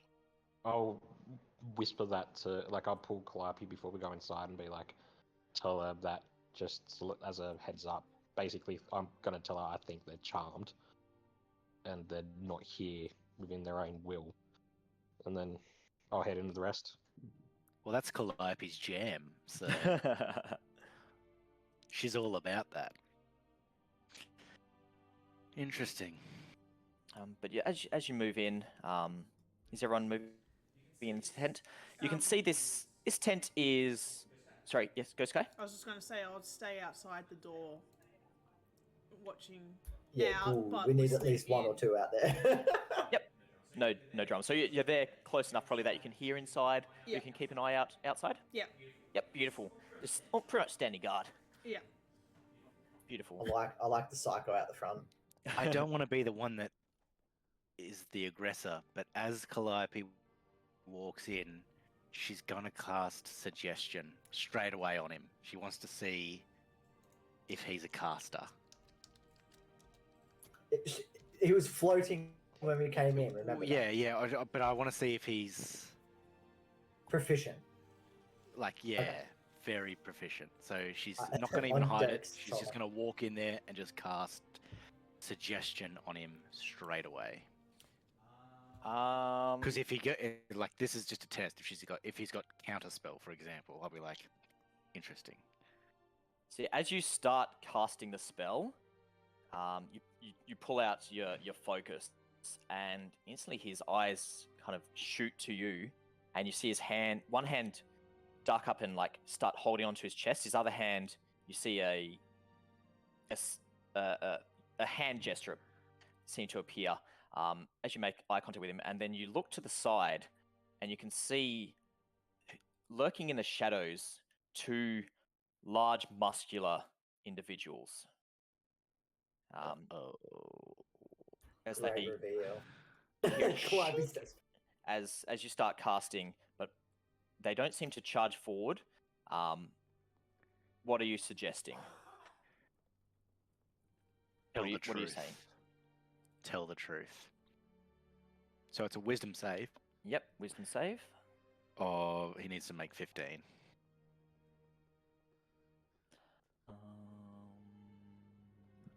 Up. So you see the magic. He passes. You almost see the magic coalesce around him, and he just casually blinks twice. It's like, please don't do that again. young lady? What is your name? And you see his hand just drop back down to his side again, and you see the two figures just step back with their backs against the tents, but you can see their hands are on their weapons now. You can see one has a large two-handed axe, the other one has a great sword. My name what is your name? Calliope. And then she moves towards Vharik. Hold my hand again. I'm Michael. It's pleased to make your acquaintance, but I recommend you don't try that again. I was just trying to make sure you told us the truth. Because she knows that it didn't work, right? She knows that he resisted you feel that it's resisted by a pretty powerful willpower. Yeah. It's like, I know basic magics as well, my dear. I will be truthful, but I would request that you be respectful in my abode. Can we do that? Can we have a respectful discussion without more witchery? Agreed. And then she'll explain that it was just a suggestion spell to speak the truth. Oh, So, I understand. Fear not. I have lived a long life. I've seen many things. I understand magics. Don't you worry about that. And then she will step back so that Tarhoon can speak. You wanted to... Vharik, he looks over your shoulder at the large form of Vharik. Vharik, from what you have said, I think we do need to have a discussion, which I had hoped wouldn't be necessary. But please, ask what you wish to ask. Let's get it out in the air. Say what you wish to say, and I shall answer truthfully. For in this world of illusion and lies, I wish to bring truth and honesty so that we can save everyone. So ask what you want to ask, and I shall answer. Right, straight to the point. What do you need slaves for? It is... Honestly, it is a despicable way of life of the slavers. But I do not need slaves. We spent enough time as slaves to the gods, and now with their sickening twisting of our reality, we are now slaves to this illusion around us, this masquerade of lies.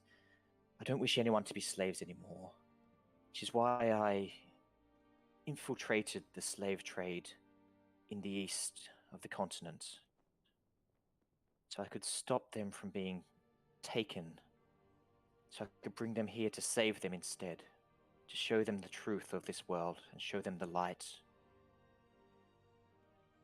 Insight. Do an insight check. Literally, Calliope is the same. Can I get insight. advantage because I know he's got these guys under a spell? No. Oh, I'm rolling Denied. inside. This guy's a liar. Oh, 15. 21. You pick up that he's telling the truth, but you pick up like almost a sense of honesty of him. But at the same time, he's not telling the full truth, but when he's talking about infiltrating the slave trade and hating slavery, you pick up that he's honest. You can see a passion almost in his eye, in his voice, that he doesn't like the slave trade. He finds it, unwholesome. He's not telling the full truth though. There's something else, maybe some sort of reasoning behind it. But he continues on. He's like, yes, fairly recently I managed to infiltrate the slave trade over this way to stop them from being taken to Hospitansvoll, where they would surely be chewed up on the wall in that never-ending battle of just uselessness. They would just go to waste. So these two here, and he points over his shoulder at the two muscular figures, they were some of the folk that I managed to interdict that would have been sent to the wall. But they're now here with me. Aren't you friends? And he turns and looks at them, and they just looking very distrustful there, eyeing off you, Calliope. And one of them looks over, is like, yeah. Michael helped us out. We're going to help him out. We're going to keep him safe. You just keep your hands to yourself. You hear? So you're slaves then. We ain't slaves. We're free to go whenever we want. But Michael, he helped us out. He's shown us the truth around here. Them fuckers, that Albert fucker, he drugged me one night. And next thing I know, I wake up in the cage. But Michael, he helped us out. We could leave any time we want, but we're welcome here. We're comfortable here. We're safe. I think Michael helped you into that cage. No, Michael got us out of that cage. But we're still in this cage around us. And he just, like, gestures to everything around him. We all in this cage together. Michael's gonna set us all free. He's here to help us all out. You should listen to him. He's a good man. I'm gonna ask Michael, how does he plan on setting these people free? Oh, it is not a fast process. At the end of the war, I had visions. I could understand the truth. I saw through the illusion that the gods cast. The world was burning. I saw Azurium destroyed. I saw the moons fall. I saw the plains burning. And through all of that hatred and blood and fire and destruction, when the gods abandoned this world, they didn't abandon it entirely. They twisted it and destroyed it. I can see through the illusion. I have my true sight.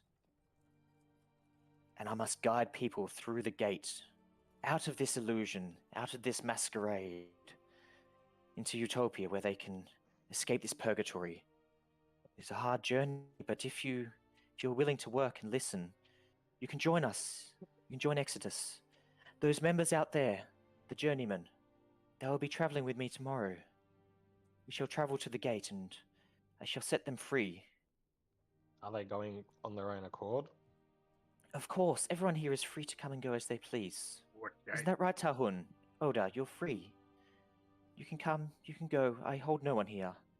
But I just want to help as many as I can, while I can. I must make recompense for my previous lives before this illusion was created, before the war, before the Deicide. So, make recompense and better myself.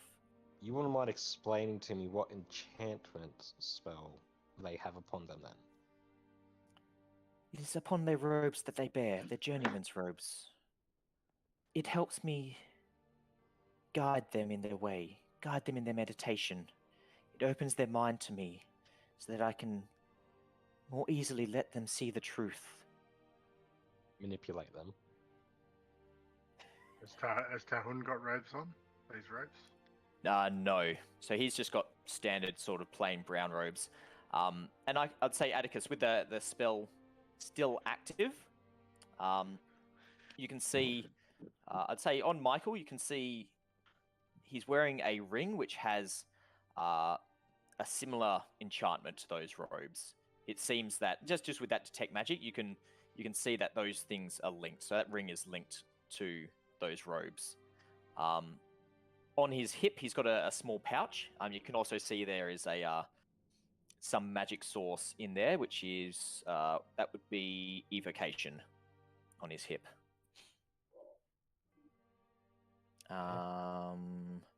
Looking around as well inside. I haven't really described the inside of this tent as well. You can see it's pretty basic. There's a couple of bedrolls in here up against the side of the tent. The floor is covered in quite simple, some rugs and carpets just to keep the dust down. And you can see up against one wall is a decent-sized chest. And you can also see some slight magical source coming from within that chest. More evocation and enchantment. Before we go on, can I just confirm the conversation that was just had before us? Yep. He said that he has seen visions, and that's what he's guiding himself off. Yes. He's very, the magic source. very much out of character for the Zolmos, but he steps just a little bit past Tahun and Atticus. And, so I'm just gonna quickly fix it. Just getting rid of these stars. And sort of walk in front and say, hello there. I'm Zolmos. Michael, nice to meet you, Zolmos. Likewise. You told me you're telling us that you had visions, and that's what you're Not- guiding people off. That is correct. I can see through into the truth of this purgatory. And do you, and sort of like looking around the room and just sort of touching things as I'm talking to him. Do you hate gods, Michael? I do. They destroyed so much, but at the same time, they've given me a second chance to right the wrongs of my previous life, to better myself, and they are gone now. And I guess though they brought so much destruction and pain upon this world, at least they're gone, and they have left us to better ourselves and renew ourselves. I see. As I'm still sort of listening and looking around the tent at his men and back at the group and. How do you think you got your powers? Honestly, I know not. The war was a confusing place. He kind of takes a deep breath, and you see almost tears start to well in his eyes. I was there when Nova Breeze was destroyed, the Elven capital. And Calliope and Zolmos, you know of Nova Breeze. It was the beautiful Elven capital, located in the middle of just beautiful grassland, where most of the Elven population of the continent lived. And you'd heard rumors that it was completely destroyed and no one can get into there anymore. You're not sure why, no one knows why, no one made it out of the city. Some travelers who were nearby have just described it as desolation and just a ghost town. Michael continues, I was there at the fall of Nova Breeze, and I woke up after that, and my eyes were opened. I could see the truth around me. I could see the truth of people's hearts. And I knew then that what I was doing was irredeemable. But at the same time, I had to try. I had to try to restore my own faith in humanity, in life, and help instead of hurt those around me. And so I traveled until the war ended, and I saw the world twisting as the gods departed. But I could see through that twisted haze, and I realized I have to help others see through that facade, see through and attain their own ascendance, their betterment, achieve their enlightenment, and make their way to utopia. I would love for you to stay with us, all of you. I can help you through meditation. I can help you. I can see your inner turmoil, your rage. But I can help you all see through to the truth and eventually escape from this hell that is the earth now. End your suffering and just once more step into the light of the sun, the true sun.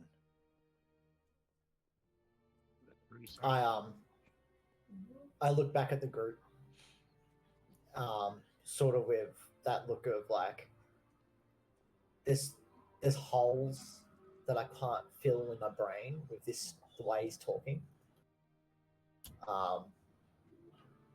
I sort of look at Atticus and go, I don't understand. He says one thing, but with the consequences of other things happening, it feels like it's another. What happens at this gate, Michael? And turn back to him. And he gestures outside. The journeymen who travel, their corporeal form, the lie that it is set free. Their souls can ascend out of this place. I believe, I do not understand exactly what it is, but I believe that they ascend out of this lie of a realm. People will tell you that the celestial gate is closed, but I believe that it is still ajar, and I can move people through that gate. I see their souls leave, and they glow with majesty and joy.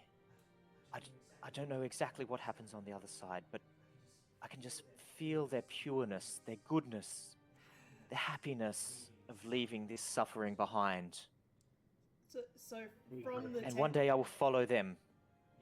Yep, sorry, go from Phaedra. the tent flap, Phaedra will be like, so is this before or after their breath has left their body? Do we ever really truly breathe? Is that really air that you're breathing? It is not. Your mind, your soul is linked with this realm, and you may feel that you need to breathe.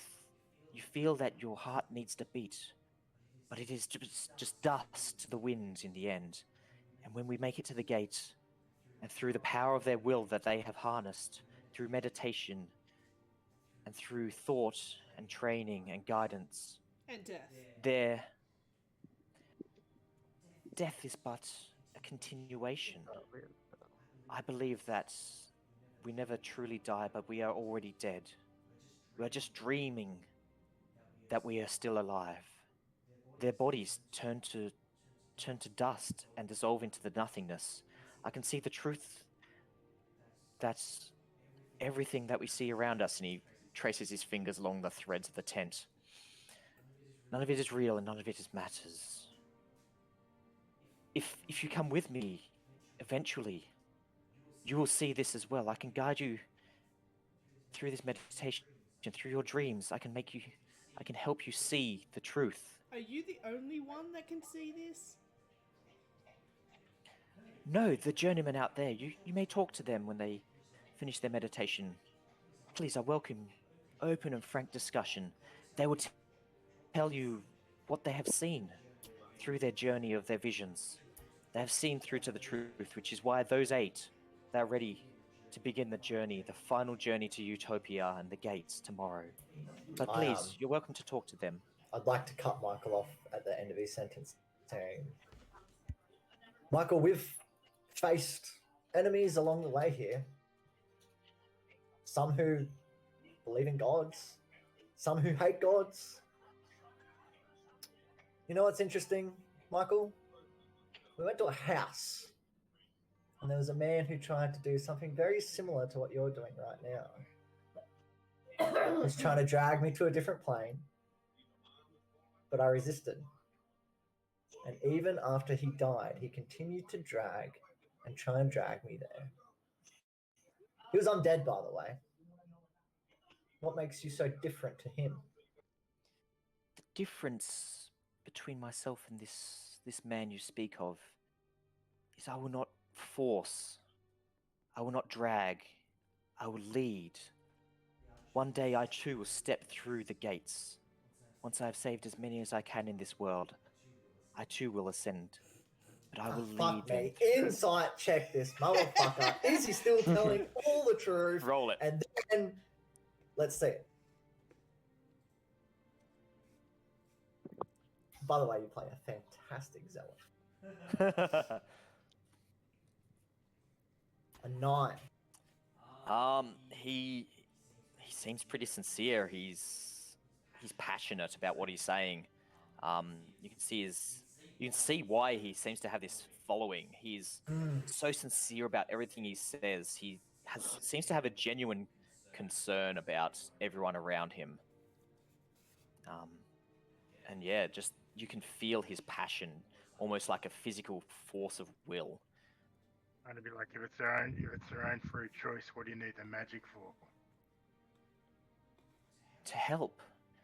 Looking around, I can see that you cannot see the truth. You're blinded by your own rage and your own certainty in yourself.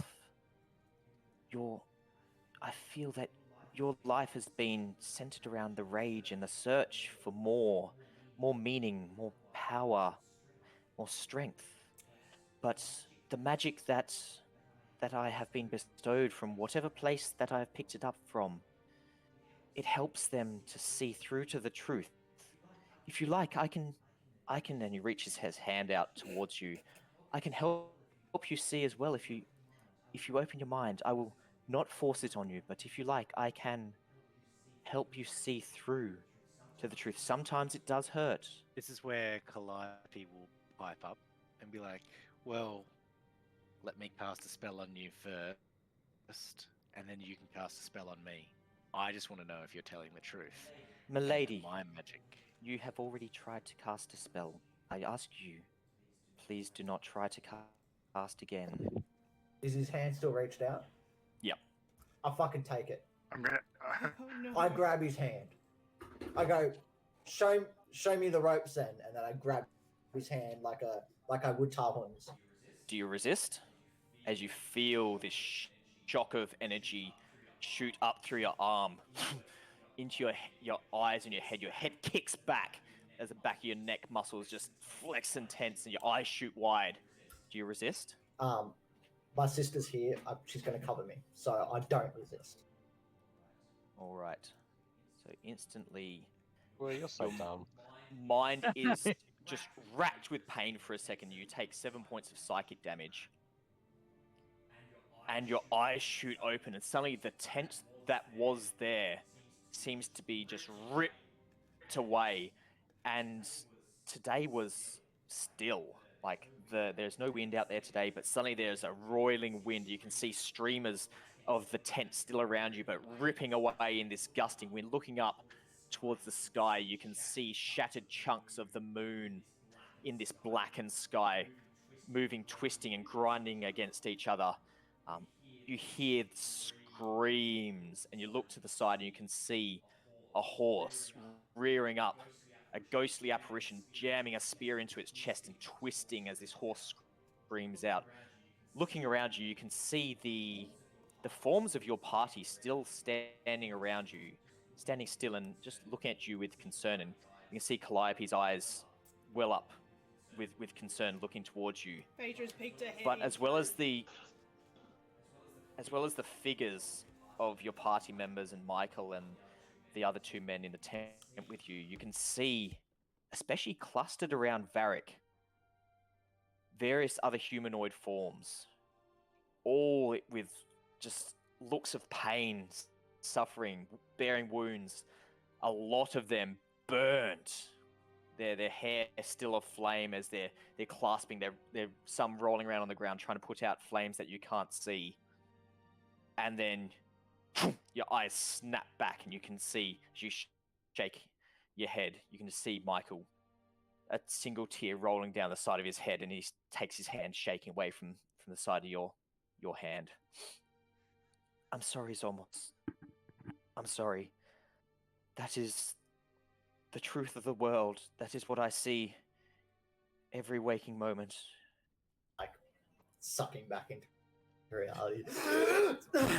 Can I Arcana check whatever that was as I witnessed it? Yep.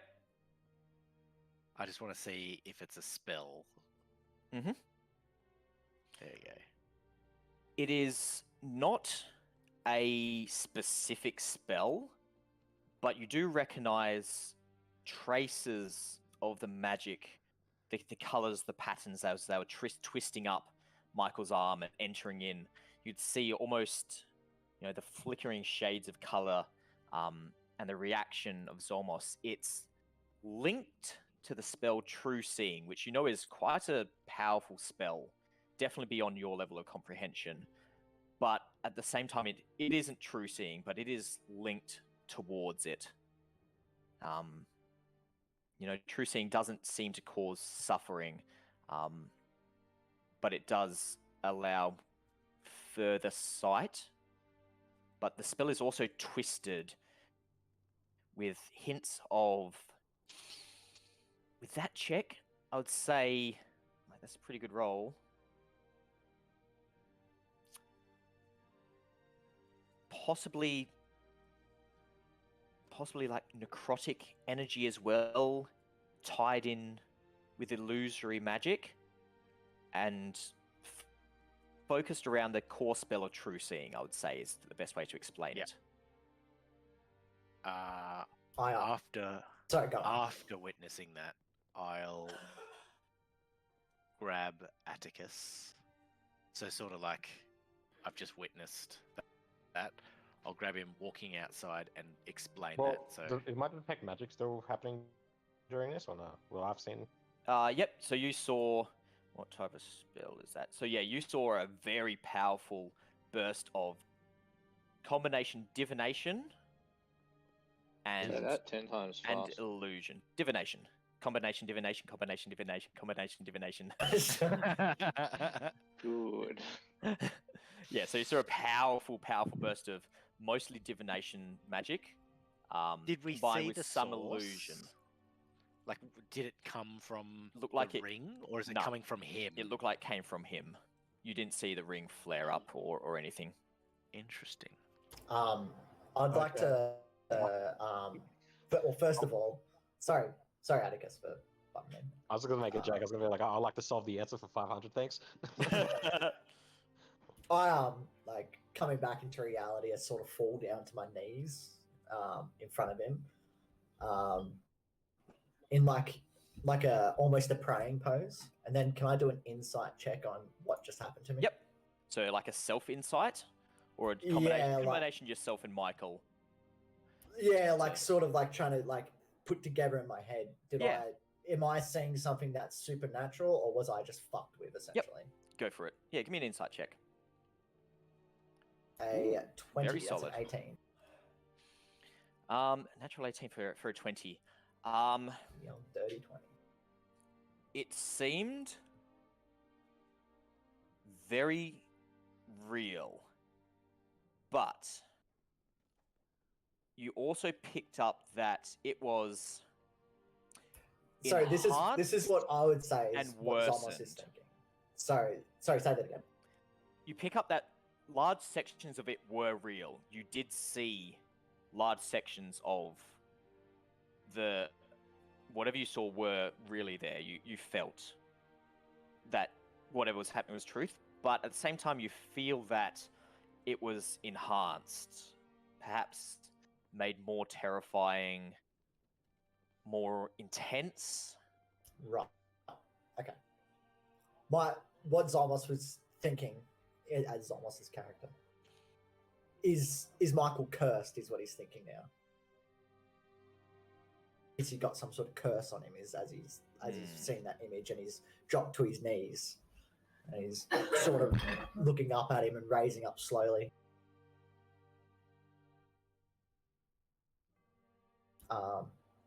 And Calliope and Atticus seen that, did they? Yeah, we went outside to That's a discuss. lot. Okay. Phaedra, sorry, I saw your chat. You were asking as he was talking what he was up to in his previous life. Discussing? Yeah, but you that can was ignore the- that, yeah. Oh, okay. You can ask it if you like, or you can chime in if you like, as Atticus and Calliope come out past you. That's fine. But if you ask about his previous life, he explains it's. I used to be a bad person. I used to be a thief, a smuggler, a debt collector. I was dishonest and ruthless. I ruin people's lives for my own well-being, for my own gain. I'm not proud of what I did, and I know that I was a bad person, and I just wish to help people, to reconcile myself, and hopefully someday, if I can save enough, and in my own heart I know that I have done enough, then I can forgive myself. But I'm not ready for that forgiveness yet. Okay. Yeah, that's it. Do you mind if I chime in? Yeah, go for it. I look at Tahun and Oda and ask him, is this the same thing that he did to you? Did he make you Tahun see these images as well? nods his head. He's like, I don't know what you saw exactly, but we have seen terrifying but powerful insights around us. I'm glad you can see what we have borne witness to, Zolmos. Perhaps you can appreciate the truth around us now. What is just beyond the veil? It is still around us everywhere. We need to just open our eyes to see it. But Michael has helped us to see this far, and please, you should join us. I think you've seen that Michael has a good heart. He's tried to help people. I think he is our final restitution, our leader that we should follow. I'm still uncomfortable with what he said about the slavery, but I feel it makes sense in a twisted way. He is wise. I will have to maybe meditate upon what he has said and talk more, but I think his heart is in the right place, even if I may not agree with it. I'm not sure. I need to meditate, I think. You think the ends justify the means? Perhaps, Vharik, perhaps. I'm not sure, though. I've heard rumors of Hoffnungsvoll and the slaughter that happens down there. And this is a better life, and he points towards the two men standing in this room. They seem, at least they're alive still. They're not bearing chains. I'm conflicted, but I think this is a better life, that being here with Michael, than any other in the outside world. The Enclave is a place of learning and understanding, and I think anything that Michael can do to bring people here will, in the end, benefit them, even if they don't see it right then and there. I think it's for the betterment and the greater good in the end. I think. He does look still very conflicted. I finally stand to my feet, and I turn to Tahun. You see, Tahun helps you up to your feet. Thank you, brother. But I think we're conflicted here. I think there's something else going on with Michael, and I'd like to try and use almost very little intellect to try and see if he can link what he's saying with Phaedra, Vharik, Vutha, to see if he's linked to a god in some way and he doesn't know it. Make a religion check.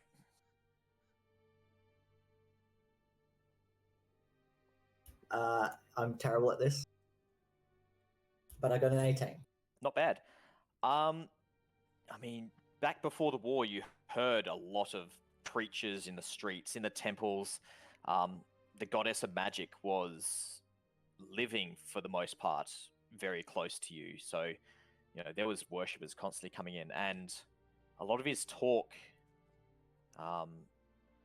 it strikes you as reminiscent of the talk of these preachers, of gods, of worshippers. You don't pick up any specific god per se, but it strikes you as being very much in the same vein of some form of worship, but at the same time, it's not any specific teachings or learnings or even specific rantings that you heard of. The raving, zealot on the corner preaching about the gods. But it does seem very divine in nature. The talk of ascending to a utopia, the talk of the realms and planes of existence. But himself, he seems like a human man. He's a dude. He doesn't seem, he just seems like a dude that is bestowed with some form of magical powers. Like, you've seen plenty of different magical powers. You yourself channel music and the soul for your own magic. You've seen Phaedra with whatever powers her magic, sometimes divine, other times draconic, different. You've seen Atticus with his own wellspring of power inside of him, and Calliope with her book learning. There's all forms of magic in this world. His doesn't strike you as Godly. divine. You didn't see him grab hold of a religious icon. You don't see any necklaces that you would usually assume a cleric would wear. I don't see any markings or anything that lead that way. No, don't see any religious markings on him. His robes themselves are plain, well made, well maintained. I then look nothing at Tarhood special. and pat him on the chest and go, "All right, big boy. I'll follow your lead this time." He just nods his head. Yes. Thank you, Zolmos. Thank you. And I think I need to go and meditate and think. Come on, older. Let's go outside and sit in the trees. And they are. I'm actually going to look back at Michael and give him a glance, and I'll follow Tarhood and Oda. Okay. So you follow them out, and they walk out towards a large shade tree, and see Tarhood actually pick up Oda and put her up into one of the lower branches. Turns around and motions. Would you like to join us? We find it's calming up there to be up off the ground. I will. I want Tarhood to know that there's friends, even though he still feels this way. Here you go, Zolmos. And he puts his fingers into a stirrup and lolls you up into the tree, and then clambers up in behind you, finding what looks to be a quite comfortable seat that you pick. He probably sits up there quite often with Oda, just kind of leaning against him in one of the crooks of the tree, and he just closes his eyes and seems to go into a bit of a meditation, some slight steam starting to curl out of his nostrils. What's everyone else doing? I'm in the tent by myself. Michael, am I? Yeah, Derek, were you in the tent as well still? Did you go in? Yeah. Yep. Okay, yeah. So pretty much you and Derek are in there. Phaedra's popping her head in through there. Yeah, so Zolmos closes his eyes, and the slight rustle of the trees with the movement it's almost soothing after the shock to your mind and soul that you just experienced. No, that'll be like to Michael. This utopia you speak of. Can you get there without a soul? Oh my god. Well, I believe it is the soul that goes there. Without a soul, we are nothing. We are just dust, corporeal and mobile dust without a soul. Why'd you ask? Do you have concerns of your own soul, sir? Say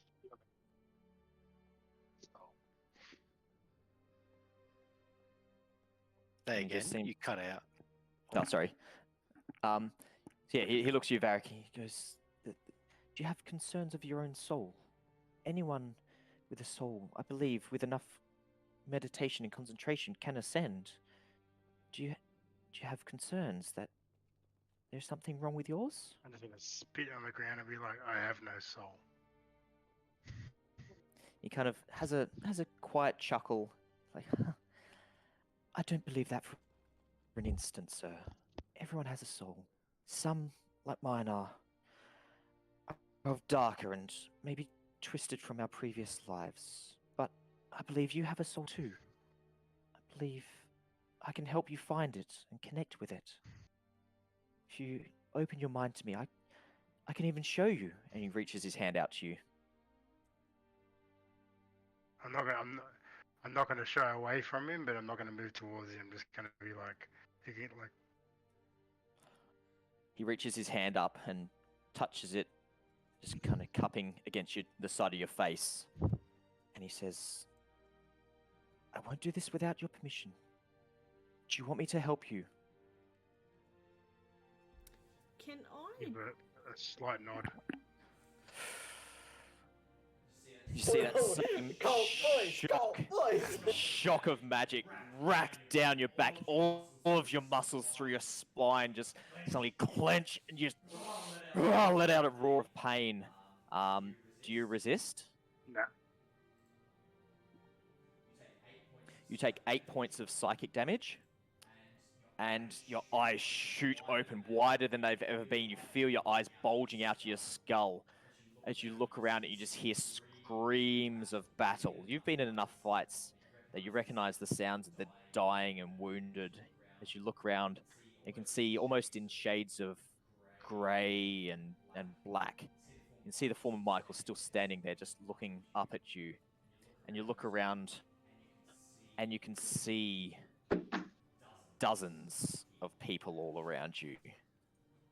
And they are staring directly at you.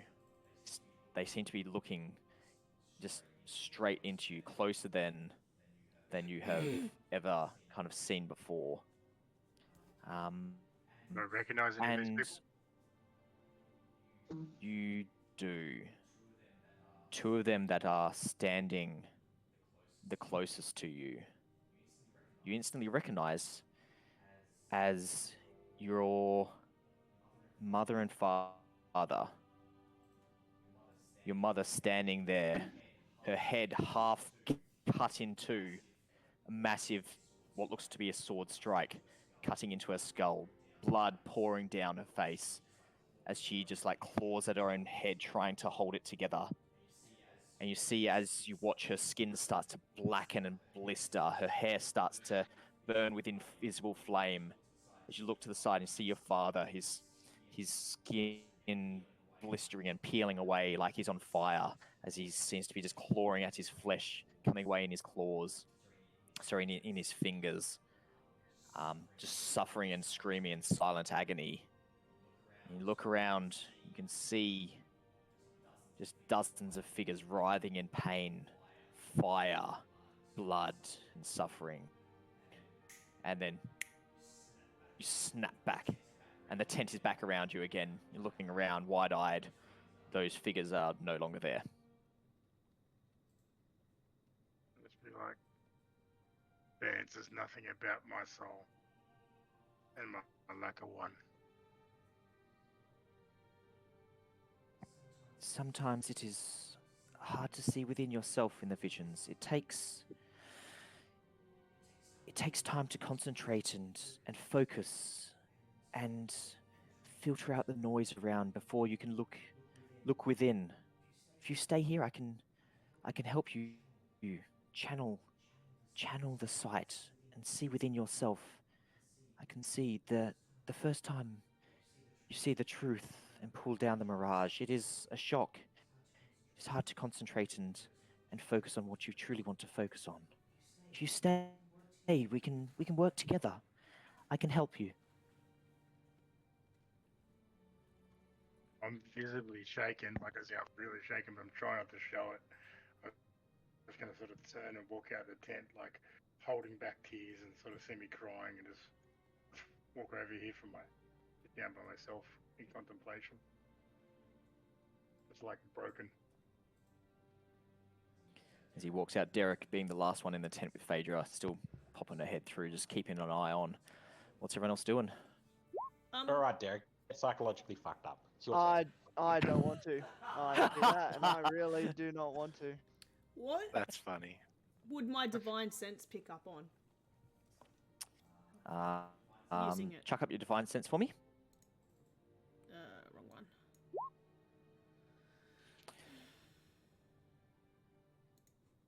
Celestial fiend or undead, Celestial fiend or undead. or the hollow, or bless spell. You don't pick up any of that. You open up your senses. You just pause and listen, and then listen beyond listening, and you don't pick up any celestial or fiend or undead presences around you. Okay. The ground that you stand on doesn't seem to be hallowed or desecrated.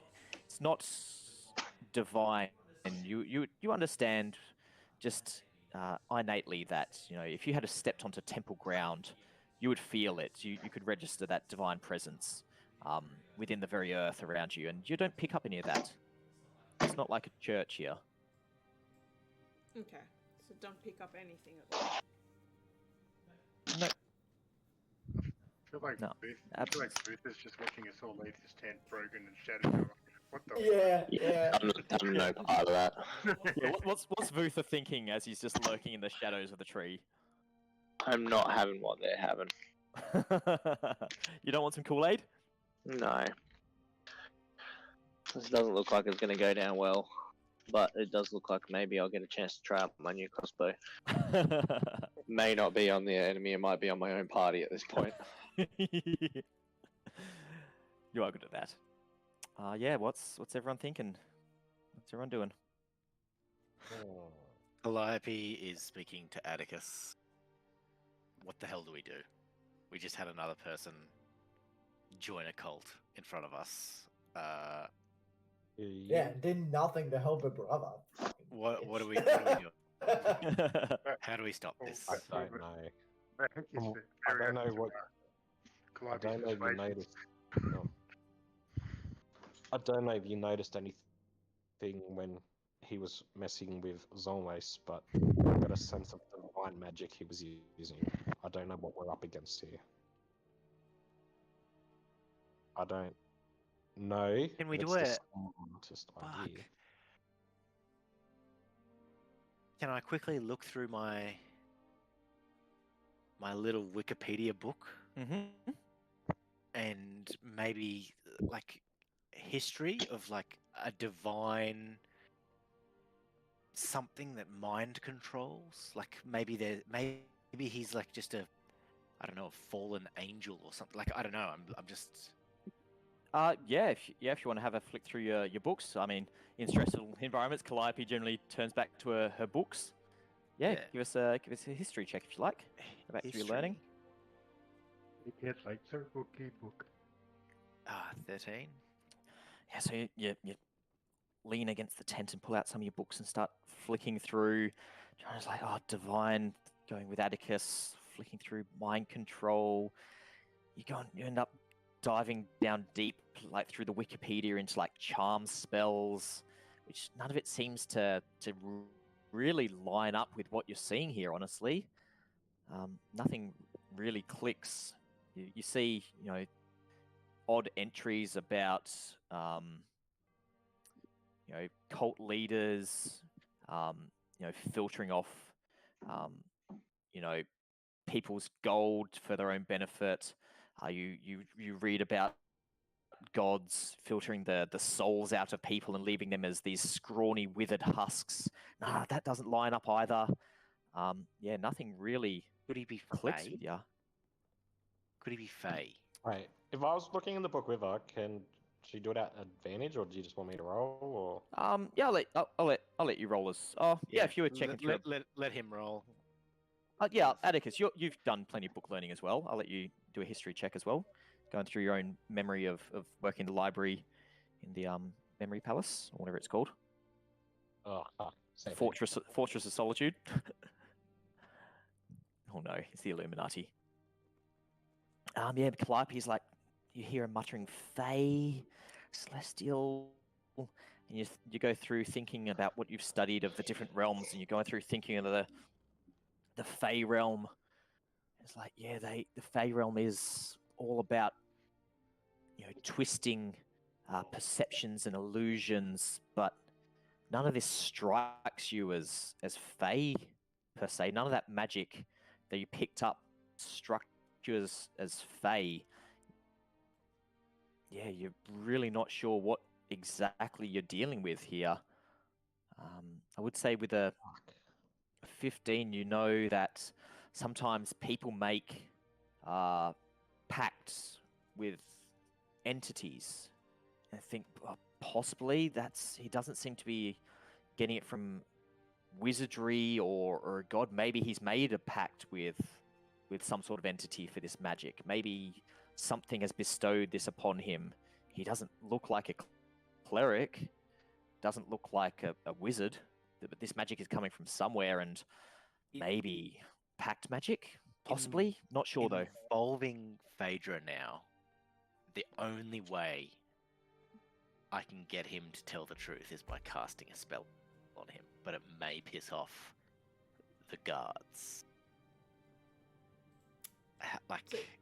Does anyone else have a way of extracting the truth? Kill the guards. Just a little whisper across the field. Just do it. Kill the guards. I think we wait. I think we spend the night here, and whilst he's sleeping, we have our scaly, shadowy friend grabbing the ring off of him. If I can identify it for any more information. It is afternoon, isn't it? It is afternoon. It's gone. It's kind of 1:30, 2:30 in the afternoon now. Okay. Well, we'll stay the night, and that's a good idea. We'll bring Phaedra, because she's not psychologically fucked apparently, to the tent with us, so if anything goes wrong for our friend, we can help out at least. Very cool. Well, with if all that else fails, we will have to use force, because something isn't right around no, here. 100% agree. With that, though, what I'll do is I'll gather everybody up, and I'll just yell out, Vutha, come over here. Because I don't know where he is. I'm just going to yell it out. And then gather everyone up. While you guys are discussing this, Derek, inside the tent yourself, alone with Michael, as he starts to walk closer to you. He's like, we have not been introduced. Oh. My name is Michael. What is your name, sir? I'm Derek. Pleased to meet you, Derek. Did you wish to... You seem quiet. Do you wish to talk? We can sit if you like. Look, the only thing I'm after is someone to get rid of this cat for me, and I point to the cat that's obviously around my ankles. Michael looks down. He's like, "Why would you wish to be rid of a beautiful creature like this?" It's not a cat. It is a monster. Rocco has a dog behind him. Dog. Are you sure it's a dog?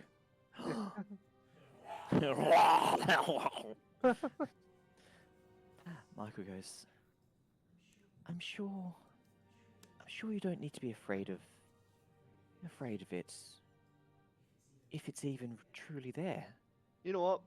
You never know. It may be just an illusion as well. You know what? I'll make you afraid of it. I'll chuck it, and I'll chuck it a bit of rations to, You see the two individuals kind of take a couple of steps forward, one of them like surging in front and dropping a shoulder in front of Michael, pushing him back, and they're just standing there, just half watching the cat creature and half watching Michael, just waiting for a signal. And Michael's just, whew, I see. That is an interesting creature, isn't it? Mm-hmm. But it doesn't seem to bear you any ill will. Yeah, I don't know. He seems nice, but I'm really scared of him. understand. This existence, this world around us is fear, and it is scary. I can help you overcome that fear if you like. Help me overcome the cat. Overcome the cat. You know, do Maybe a what to a cat? manifestation. It may be a manifestation the of cat. your. Don't come the cat. Overcome. God damn it, you 6 sons of bitches. Perhaps this cat is a sign for you. I can see you're linked with nature. Are you a druid? Yes. Perhaps this cat is trying to show you that something around you, this nature that you think you're feeling is not what you truly believe it is. It is twisted. Maybe this cat is the sign that you need to break free. Would you like to see what is actually around you? I can see into the truth of this being, and he looks down at the cat. I think I can see its truth. I can show you if you wish. Okay. And he reaches his hand out to your cheek. Yep. Will you let me in? Yep. Do you resist? No. We all join the cult. You take 11 points of psychic damage, Oh, bullshit. 3 out of 4. Gone. and that shock goes through your being as you drop to your knees, as your fists just reach into the ground, as you just grab into the dirt between a couple of the rugs that are on the ground, and your eyes shoot open, and the tent is ripped away. You can see the tent poles. You can see the ghosts of trees that they used to be, but they are suffering. They're twisted. The nature itself seems to be desolate, and you usually have that feeling in the back of your mind that of nature and greenery and plants. It's always there, just this presence all the way around you as you can feel the earth beneath your feet, and that is gone. Whatever is beneath your feet is death, desolate, no life. And you look down at where the cat was, and you just see this twisted creature of tendrils of dark energy just reaching around itself, into itself, twisting, uncoiling, moving back. It forms into the shape of a cat, then shrinks back into itself, swarms into the shape of a horse, growing and then shrinking back to itself, twisting into the shape of a small dog, twisting back into itself. And as you're watching, as it's reaching out and shrinking back in, you can see at its very center is that small leather mouse that you had seen given to you. Just at the center of its being. Mm-hmm. And you feel almost your soul starting to sink in, like when you place your hand on a cold surface, you feel the heat being sucked out of your flesh. That feels like your soul is being sucked down through your hands, through your feet, into the desolate earth, before you snap back and you're back into your reality that you previously saw before. The cute little cat, meow, meow, seems to be purring and rubbing its head against you, detecting your discomfort. Meow. Starts purring and rubbing its head against you, trying to console you. That fucking cat is still here, and I leave the tent angrily. With a cat and the dog trotting after you happily. Yeah. Can I quickly use, while that was all happening, can I use my ritual spell Identify and just place a hand on one of the white robe guys, just so I can find out exactly what this robe is? Yep. Ritual casting, so it takes 10 minutes, but that's easy enough to do as you walk up and focus your will into this robe. And just focus, and eventually you start to feel that energy that you pushed into the robe start to flow back in through you. And you get this feeling into yourself These robes, it's a fairly minor enchantment. They essentially are linked to something that controls them, something that links to them. They give disadvantage on, mechanically, they give disadvantage on wisdom saves. Thematically, they essentially open up the mind to external influence and make it harder to resist encroachments of another being's mind that holds the linked, essentially, item that is linked to these robes. What happens if I reef one off him? Do you want to try?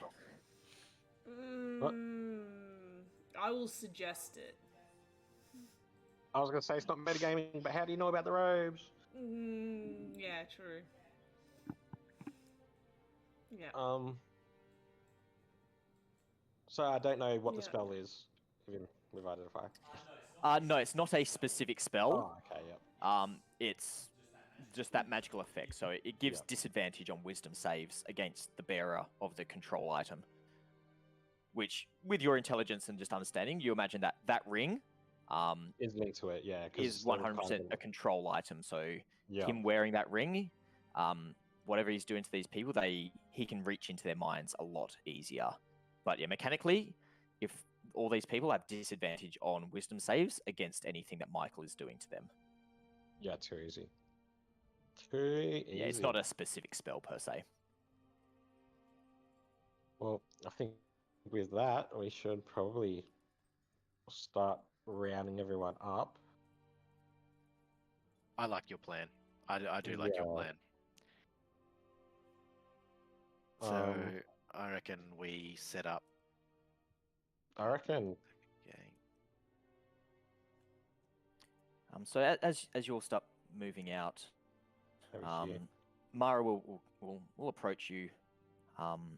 Looks like she's been talking to Oda. Zolmos, in your meditation, you hear Mara and Bran talking quietly with Oda about what they were discussing inside the tent with Michael. But Mara comes up and she goes, "Are you going to be staying with us, Calliope? You can stay the night if you like. We're cooking food up to give strength to the journeymen before they leave tomorrow. There's enough for all of us. I can give you a hand pitching your tents." We will be staying the night, but we have no need for a tent. Okay, of course. Well, feel free to wander the camp, talk to anyone you like. I'm going to go help with the preparations for dinner tonight. It will be simple, but hearty. So please enjoy yourself and treat this as your home. And she wanders off to where you can smell. It smells like porridge cooking in one of these tents. And yeah, Guys, you're I free don't to wanna do get whatever you want. I do not want to get murdered in my sleep tonight, guys. I will be casting Tiny Hut again. Crazy. Well, I'm just going to quickly go back to the tent. And We brought a tank? Yeah, we've got this part, don't worry, guys. I'll say to Michael, we'll spend the night and see what we decide as a group tomorrow morning. And we thank you for your hospitality. Of course. Did I hear your name right? Someone mentioned Atticus, was it? Atticus Braywood. Pleased to meet you, Atticus. Of course, this is your home as much as mine. Please make yourself welcome. And if you need to talk, I am always open to talk. It's very kind of you, Michael, especially having us in your home. I do have one more question for you. Please ask, and I shall answer. Your powers. Yes. You didn't ask anyone for this, did you? And I'm going to check his reaction. He says, "No, I did not ask for these powers. I know not where they came, but I did not ask for these. But I will make the most use of them that I can. Yeah, give me an insight check."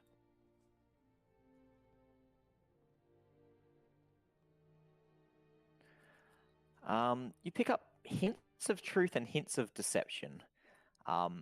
You pick up very much that he didn't ask for these powers. As he says that, you see this faraway look in his eyes and almost a hint of pain.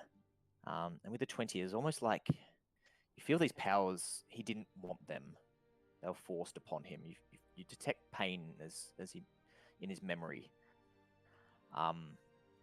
But you also see in his eyes an understanding that if he truly didn't know where his powers came from,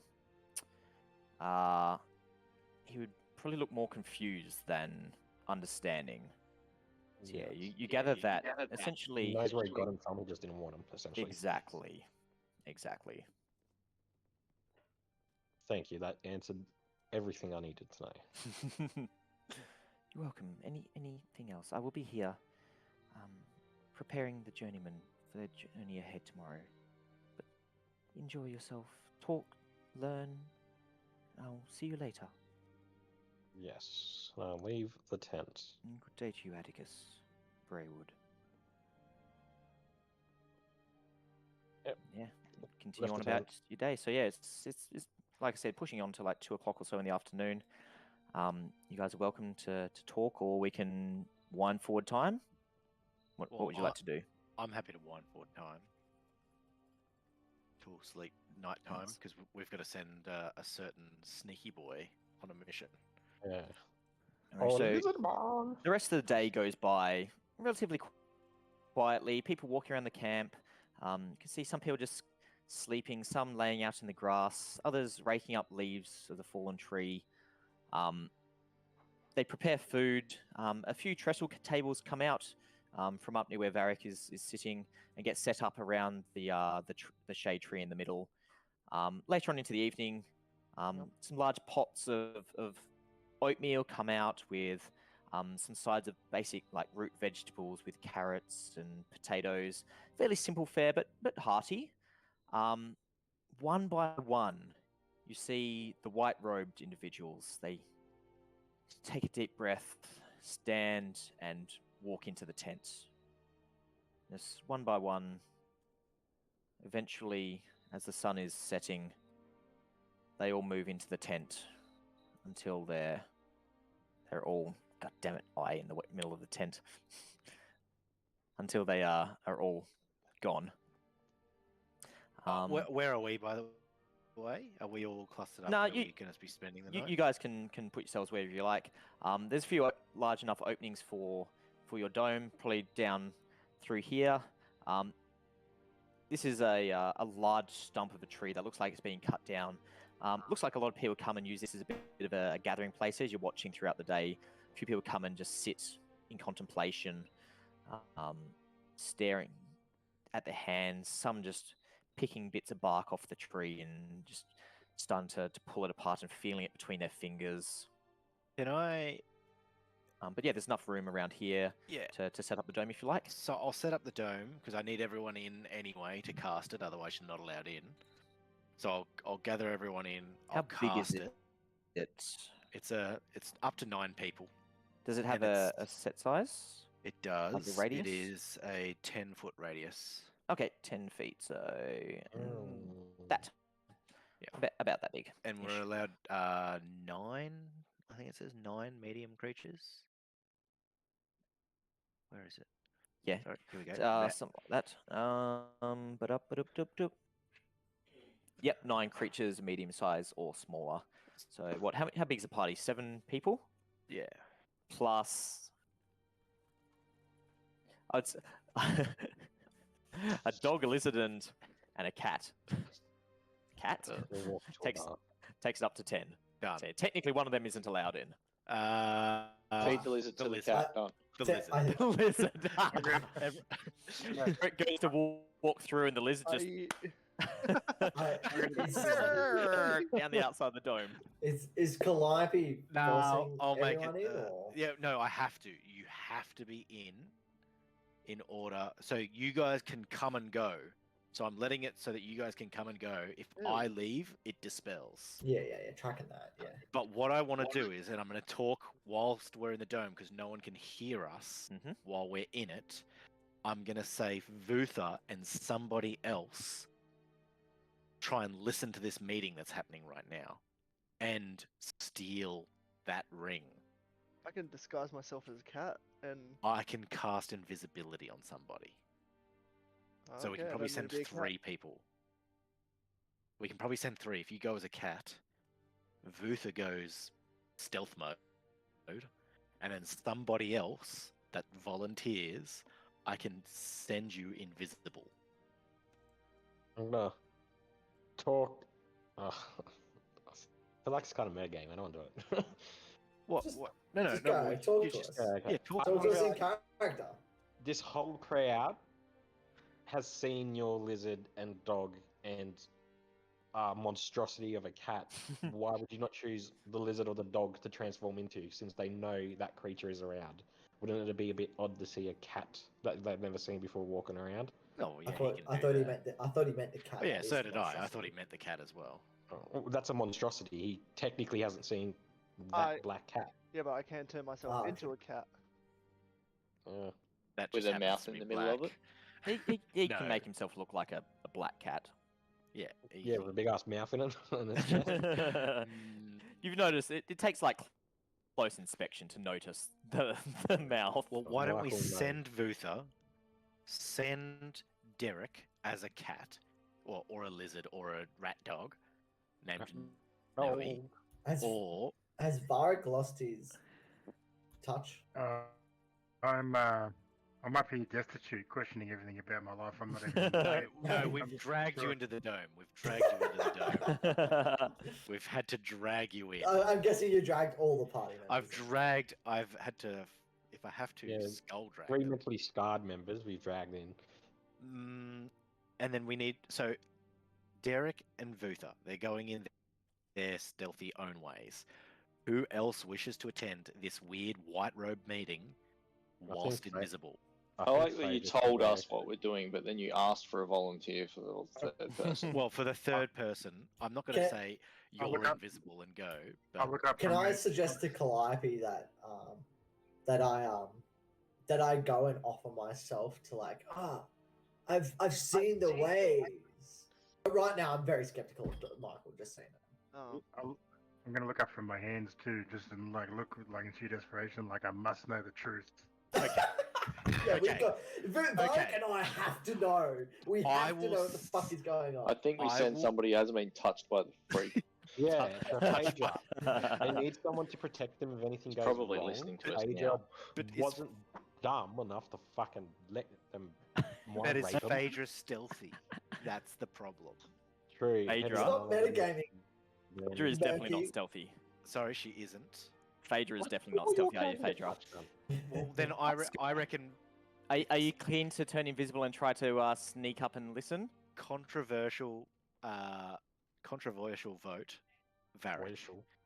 Vharik. Calliope's considering turning someone invisible to go and listen. Yeah, but yeah, look, Phaedra's look, not stealthy. I walk up to Vharik and I'm like, I grab Still Vharik got a and 0 on stealth. find out the truth, motherfucker. Like, this is the only time Zolmos has ever pulled Vharik down. And he's like, find out the motherfucking truth. And then we just listen out for if shit goes down, because I know Vharik will probably start a fight if someone does something like touch children or something in there, because, you know, fucking we don't know they're cultists. Hashtag and not a then- cult. Yeah, and then we go and fucking mop everyone up. We just got to hear noise. Yeah, I vote Vharik. That's my vote. I vote Zolmos. You vote Zolmos? I'm only joking. I'm really joking. I mean, No, I mean- let's go, Zolmos. all right, I want fine. Zolmos, I yeah. cast invisibility on Zolmos. And then you guys go. The 3 of you go right now. Oh my god. Okay. Casting it. It's done. You're invisible for 1 hour while I'm Oh, 1 hour. concentrating. Oh, hells yeah. I'm concentrating inside the dome.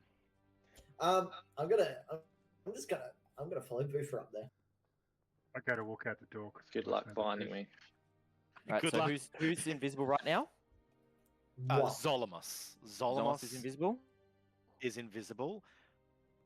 Vutha is stealthing, and Derek, I think, is a cat. No, And Derek he's is a rat dog. I don't know what he is. No, I'm a gonna cat. take I'm a that. cat. Right, give me. Where's my? Jesus cat? Christ, Do I have a 28. cat? I haven't given I'll you say a good luck cat. finding me. Oh, no, that's Jesus. contra animals. Where's cat? Here you go. Here you go. There you go. There's a cat. You can leave your. Where's everyone gone? Stealth, There's you Derek. can't Yeah, tell. you can stay down there, and Derek, there's your kitty cat. Should be able to control it. Remember. All right, so we got Zolmos invisible, That's a cat? Oh, Kitty yeah, I see. cats. It's a sideways cat. and Vutha is pretty much invisible at this stage. So Vutha just fades away and squeezes his like seemingly weirdly flexible form through the posts and just disappears off into the shadows. And it is nighttime now. The sun has gone down. There's a couple of torches burning near where the food is still out there, and people are still coming through and picking at the food. You see a couple of the two muscular figures come out and grab a bunch of bowls and carry food back into the tent, and then come back out and seem to be standing guard out the front of the tent on either side of the tent door. So you can just put them there and there.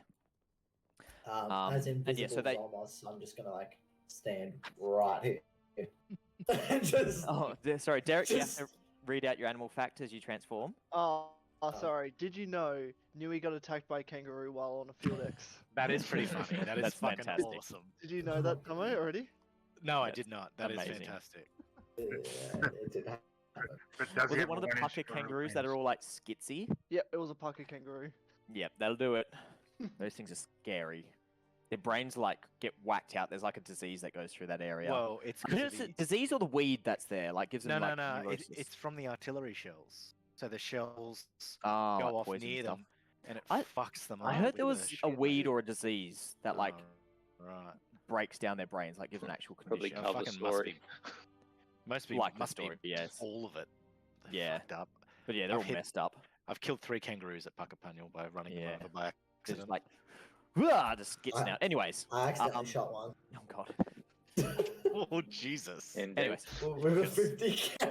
Jesus With a Christ. 50 cal. Focus. So, Sorry, Zolmos 50 is out, invisible. Vutha is pretty much invisible. Derek's a kitty cat. So what are you three up to? Currently, the two big brawny guys with their weapons are out the front of the tent, seemingly at guard. The rest of the figures have gone inside. Okay. Well, what's Vharik doing there? Is Vharik actually out? Yep. I'm just eating food, distraught. Okay. I just like mosey up to Vharik, invisible, and then just look into the tent from here. I thought you were going to say touch him So inappropriately. or currently something. the tent flaps are closed. Ooh. Okay. So you've seen after Um, the two guards came out, the tent flaps have been sealed shut. Okay, I'll let the cat and Vutha make a next Can I decision. can I see that hole from this distance? Is it still open? No, so there's a little flap of like fabric over the top of that hole, keeping it Hmm. closed. Oh, I want to roll back, but I got a Freya bear. Right. Let's just see what I can hear then. Yeah. You I'll sneak jump your in way on up. 90, let you lead. The kitty cat. So put you up there, up against the side of it. There we go. I'm free. I can roll back. Who's your good Freya bear? So as you're listening in, Vutha, you hear Michael speaking in a low voice, and he just says to everyone, "Brothers and sisters, thank you all for your faith in me. Tomorrow's journey will be hard. We leave as the false sun rises. I need you all to spend tonight meditation and in rest. You will need your strength about you. Allow me to provide you with, if all goes well, your last glimpse into the falseness that is this reality. And you hear some shuffling feet as it sounds like they're coming up to their feet. And then you start hearing shocks of pain and gasps of breath coming from within. I'm just changing headsets because this one's about to go flat.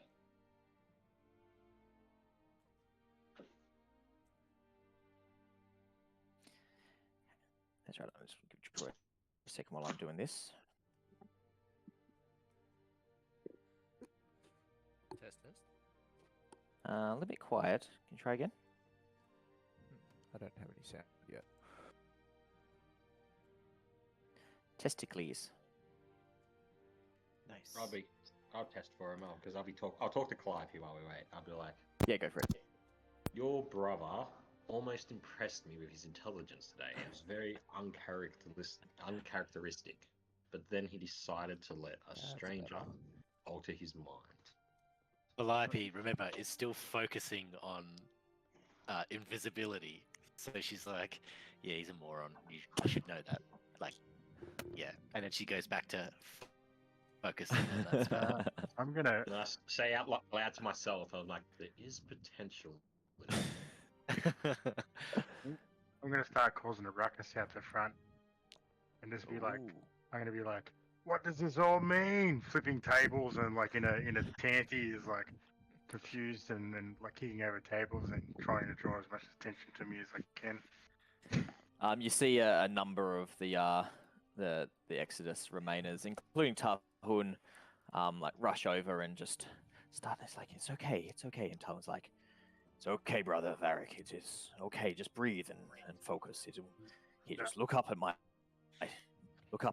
me. Focused on me. I'm here with you. We can work through this together. And yeah, you see like quite a crowd of people coming in and like they're trying to like rattle the plates and try to stop like the food from spilling over. And yeah, it's making a good little ruckus out the front. I would have flip the table and be like, this means nothing to me. Tahun seeing like wraps his arms around you to like try to control you to like stop smashing up the place.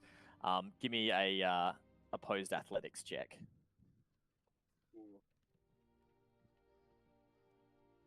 Hint, Zolmos, this is your chance to sneak in. You tear away and you knock over another table, and like Tahun's just like, "Whoa there, brother, calm yourself, please. Here, come walk with me. Enjoy the night air. He's like trying to calm you down. Yeah, this is making like a big old scene, and Tahun's like trying to like run around after you.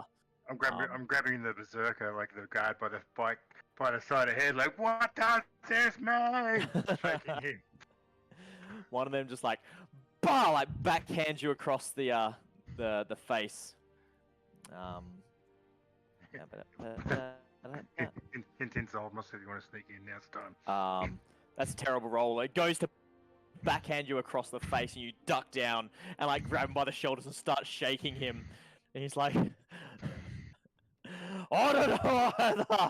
They're just like, just screaming in your face. You see that like both of them in a bear hug. What is that? They're obviously directing their attention away. Yeah, you see like one of them like ruffling the tent as they're like being thrown around. Zolmos, you trying to like sneak in? Yeah, 100%. 100%. Give me a stealth check at advantage. And the DC is going to be a bit lower with all of this distraction, like the tent flap being like thrown around.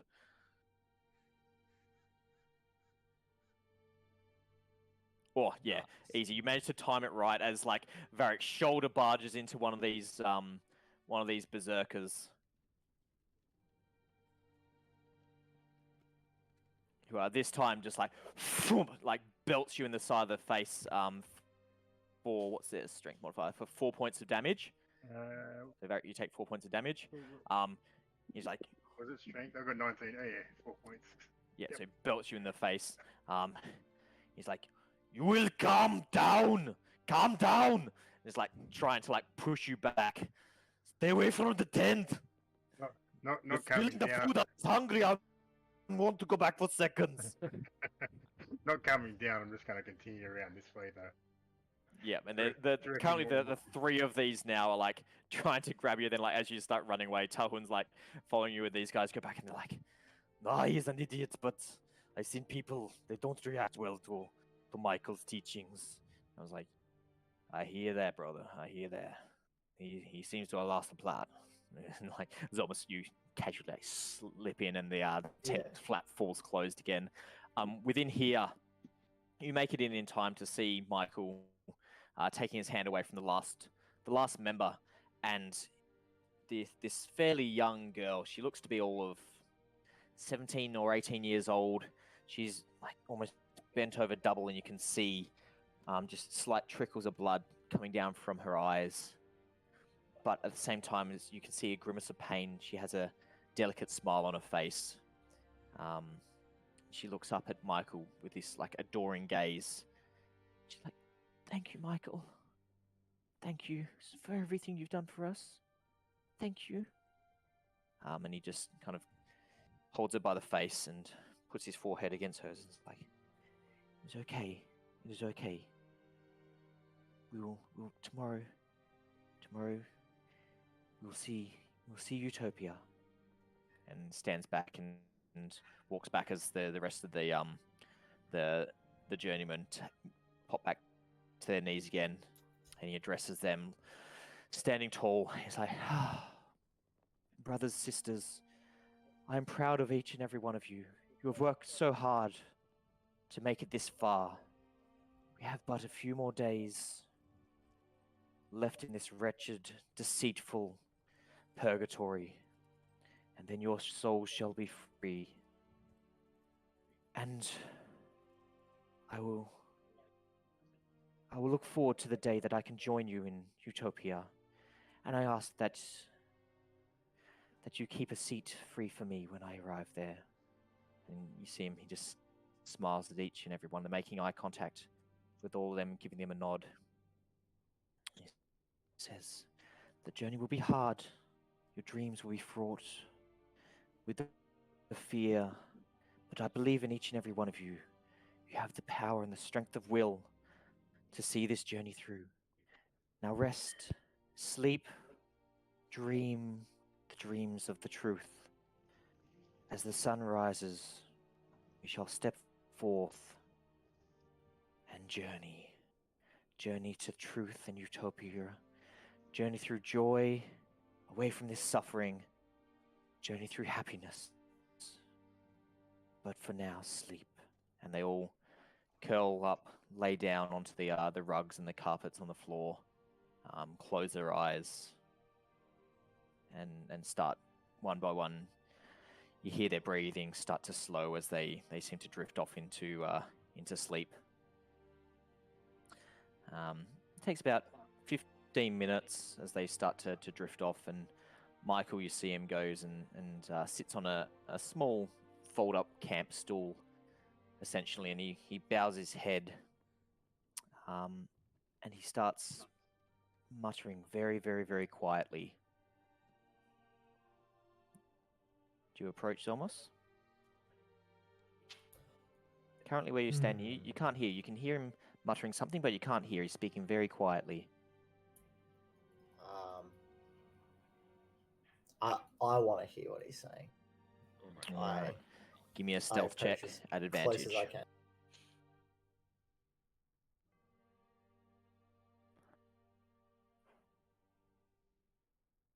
Whoa. 20, boy. Easily.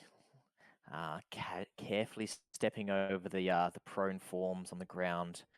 You go to step through, and you see it's quite dark in here. There is a lantern burning. Oh, it was in that one in that 20. Oh boy.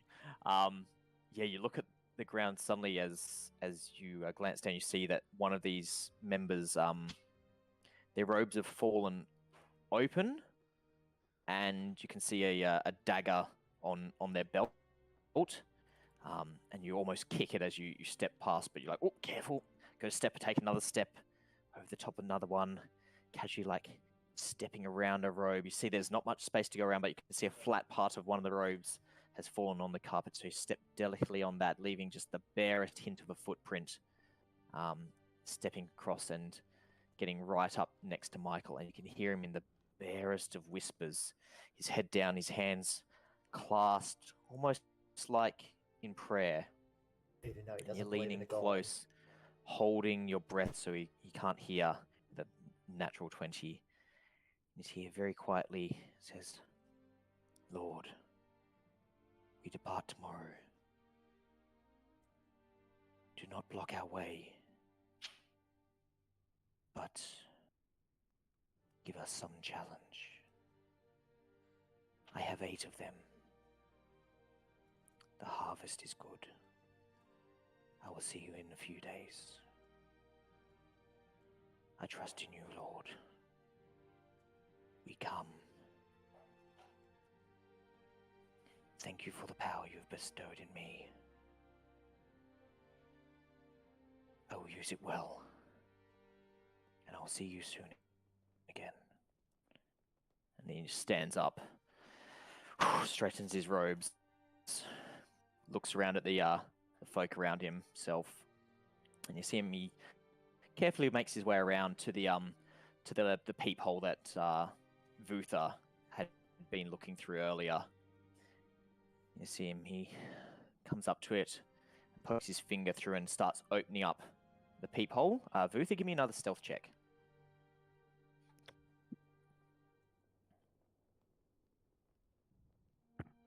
As you hear the footsteps approaching quietly from the other side, and you duck your way down and move into deeper shadow. Kitty Cat, Derek, what are you doing at the moment? Where are you? Are you up near Vutha? Yeah, I'm up near Vutha. Do you want to give me a stealth check as well? Yep. What does that look like? So just Dex, and I don't think kitty cats are proficient in stealth. So yeah. Advantage? Oh no, they are. So yeah, hit stealth. They should be. Yeah. So you got a +4 modifier for kitty cat. So on the character sheet on the kitty cat, you should be able to see the stealth check under abilities. Oh, yep, seen.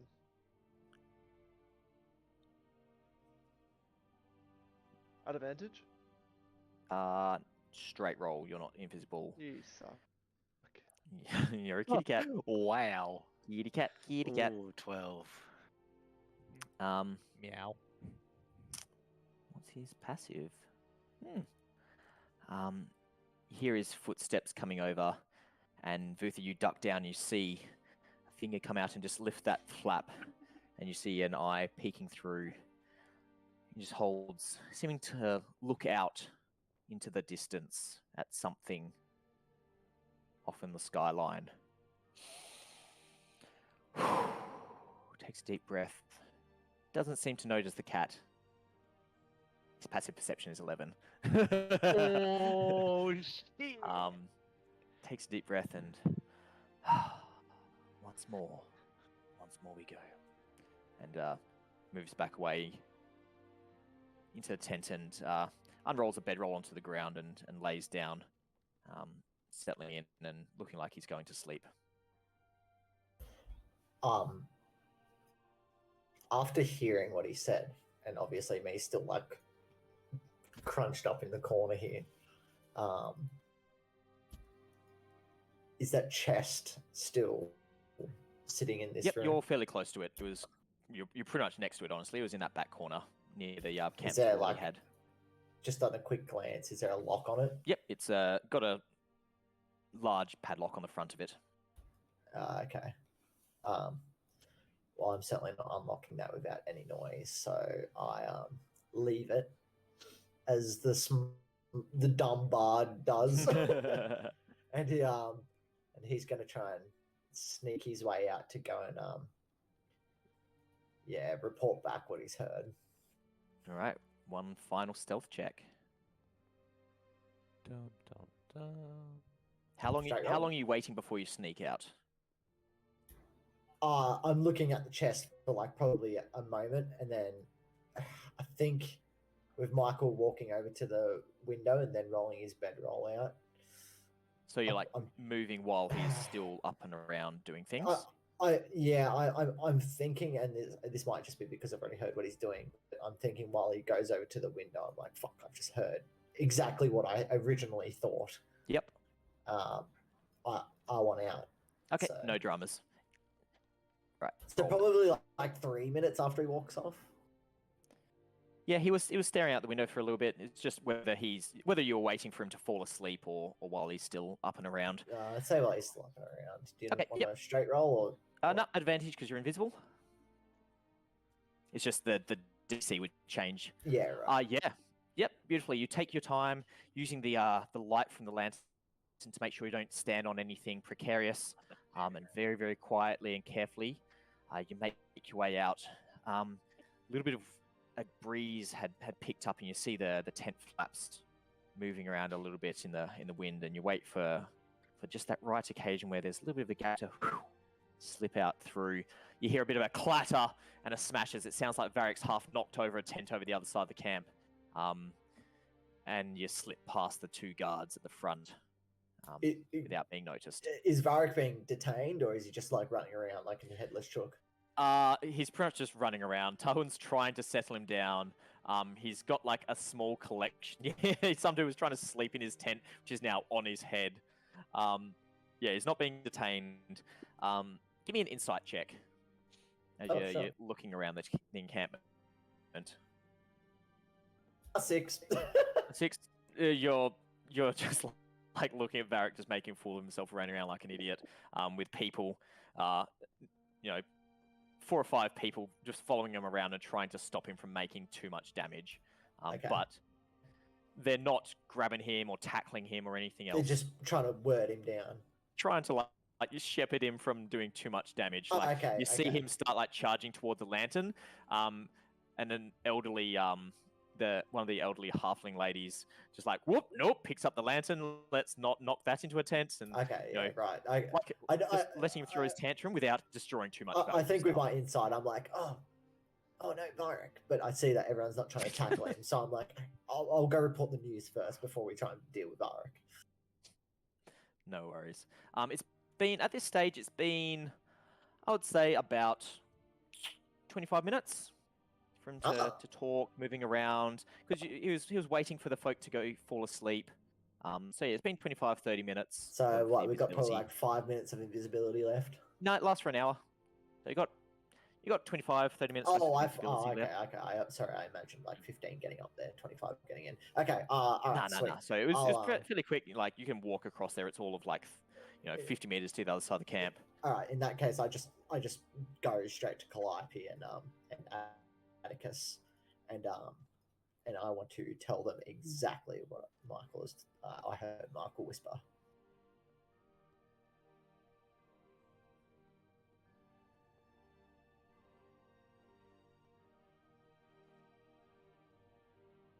Can I assume from what he said and the visions I've seen that he's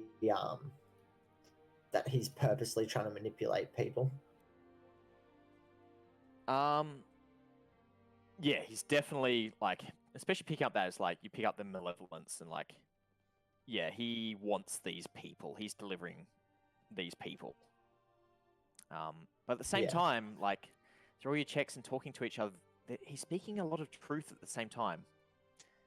Like with any good lie, it's based heavily around truth. You're just not sure exactly which parts of it are the truth, or his truth, or twisting the truth. I guess Zolmos heard him praising some god, Well, which he sort said, of confirmed yeah, Lord. his suspicions of, hey, he's some sort of religious freak, but at the same time, he's saying he hates gods, which is totally like opposite to what he's been telling us. So I'm assuming the images that we've seen are some sort of. This is Zolmos's way of thinking. He's like, I've seen something that is purposely meant to trick my mind into thinking I'm I'm seeing something religious or seeing something holy, when realistically I'm being tricked for some other purpose. Yeah. That is Zolmos' thinking. Roger. While you're relaying everything you heard to Calliope and Atticus and that in the dome, Vutha and Derek Cat, are you up to anything? I'll be right We back. should head our way back. You head back as well. Vutha?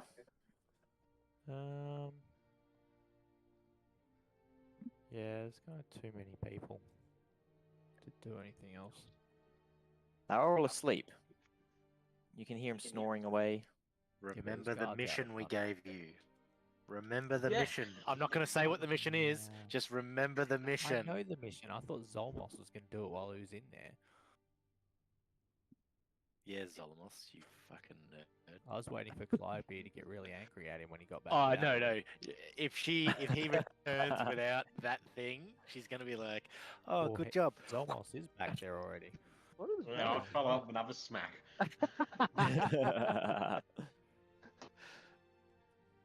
Alright, am I able to like get under the side of the tent without going past the berserker? Give me an investigation check. See if you can Alright. find a spot where like there's some loose tent pegs or a bit of a opening. At advantage because I'm there. I could also. I'll let Derek Cat make a check as well. I'll allow it if you're joining in. With your own investigation stats, with Derek's investigation stats, because you maintain your wits. And I'm still causing a I thought- ruckus. I thought I'd become the animal. No, so Nah, you maintain the your mental minds. characteristics. Oh, It's not okay. physical. Yeah, so that's why you'll see Go on Vharik, your go. animal stats, your intelligence is 16, wisdom 16, charisma's 13, because I've gone through with all of your wild shape things and changed it. With a 12, Vutha, you're searching around and you hear just like a very, very quiet pouring. And you look over and you can see Derek in his cat shape has actually managed to like delicately dig around a tent peg, which is loosened up enough that there's a small gap that you imagine you can probably squeeze your way in underneath into the Rubber tent. myself under. Cool. Well, this sounds like a go then. Let's do that. All right, as you squeeze your way in underneath, trying to disturb the tent as little as you can, give me a stealth check. I'm pretty sure with just sleeping people and passive Worst perception, roll we so far. not fantastic, but still enough because they're sleeping. But you managed to sneak in without making enough noise that the guards out the front of the tent don't seem to hear. Alright. Has he got his bloody ring hand out or what? Yeah, see him. He's got his. Let's see if his hand's poking out of his sleeping bag. This will set how hard the DC is that it's going to try to nick off with it. His hand is partially poking out. So you imagine you won't need to move the blankets a lot, but at the same time, it's not like just flopped out over to the side. Yeah, cool. So this is going to be a sleight of hand. Yep. I'll tell you, 14 is the DC. Alright. I have a backup plan in case this fails. We'll see what happens. Though. You Is don't it steal the ring, slitting I'm his locking throat? it down. That has crossed my mind as well. I am an assassin. Like this seems like I something know would you do. are. Just lurking over an unconscious person. Let's go actually how. Right, let's go. Sleight of hand. DC 14. As you pull it in, you're looking close over the top of an unconscious body. Carefully pull his blankets down. Start to work the ring free. And one of your claws actually digs into his finger. And just you see it scratch open the skin. Ah! You see him come awake and open his eyes and start looking around. What are you doing? It was a split second as he's like looking Putting around in the darkness. Alright, I'm going to pull out the cork on this ever smoking bottle. Oh, interesting. You see the cork come out with a quiet pop and suddenly the tent starts filling with smoke.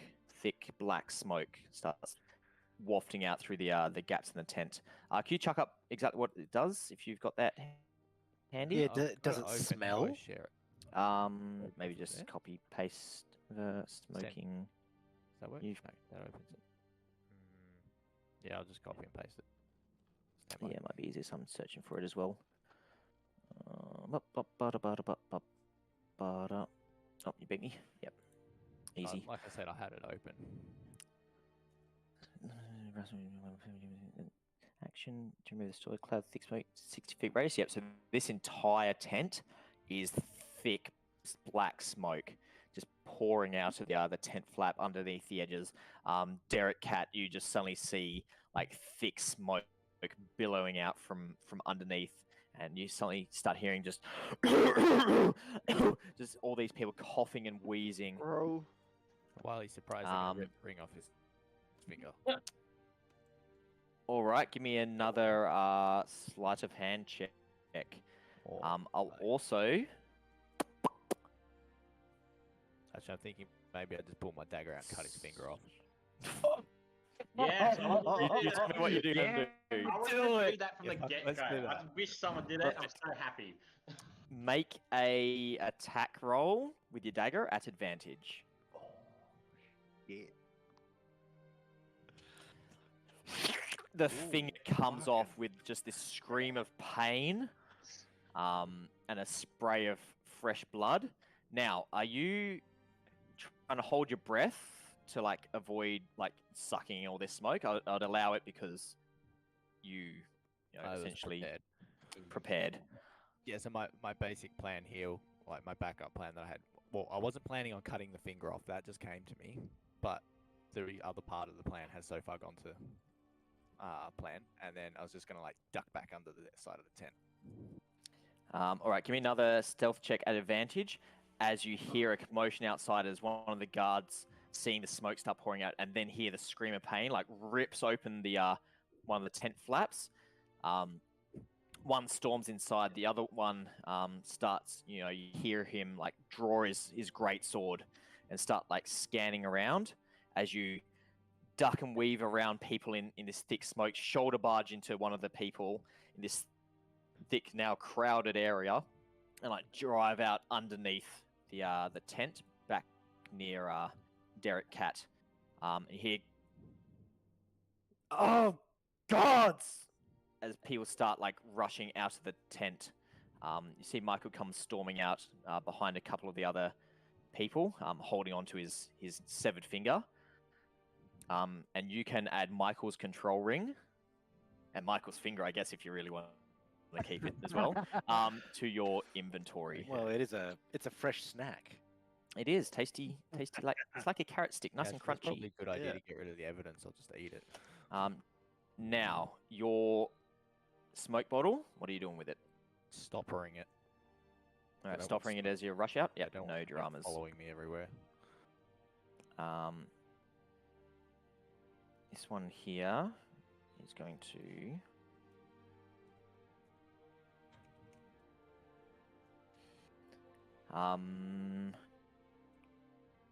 Rushes in and not seeing anything through the thick smoke, not hearing anyone left in there, comes out and he starts rushing around the tent, searching.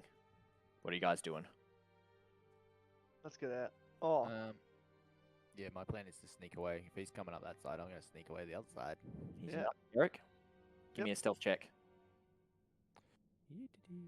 Scroll back up. And you see, 18 is the DC. You're good, Vutha, but Derek, Easy, Derek. Come Easy. on, mate. Shit. That's a nice rock. He's seen a cat running away. as you He's start gonna catch me.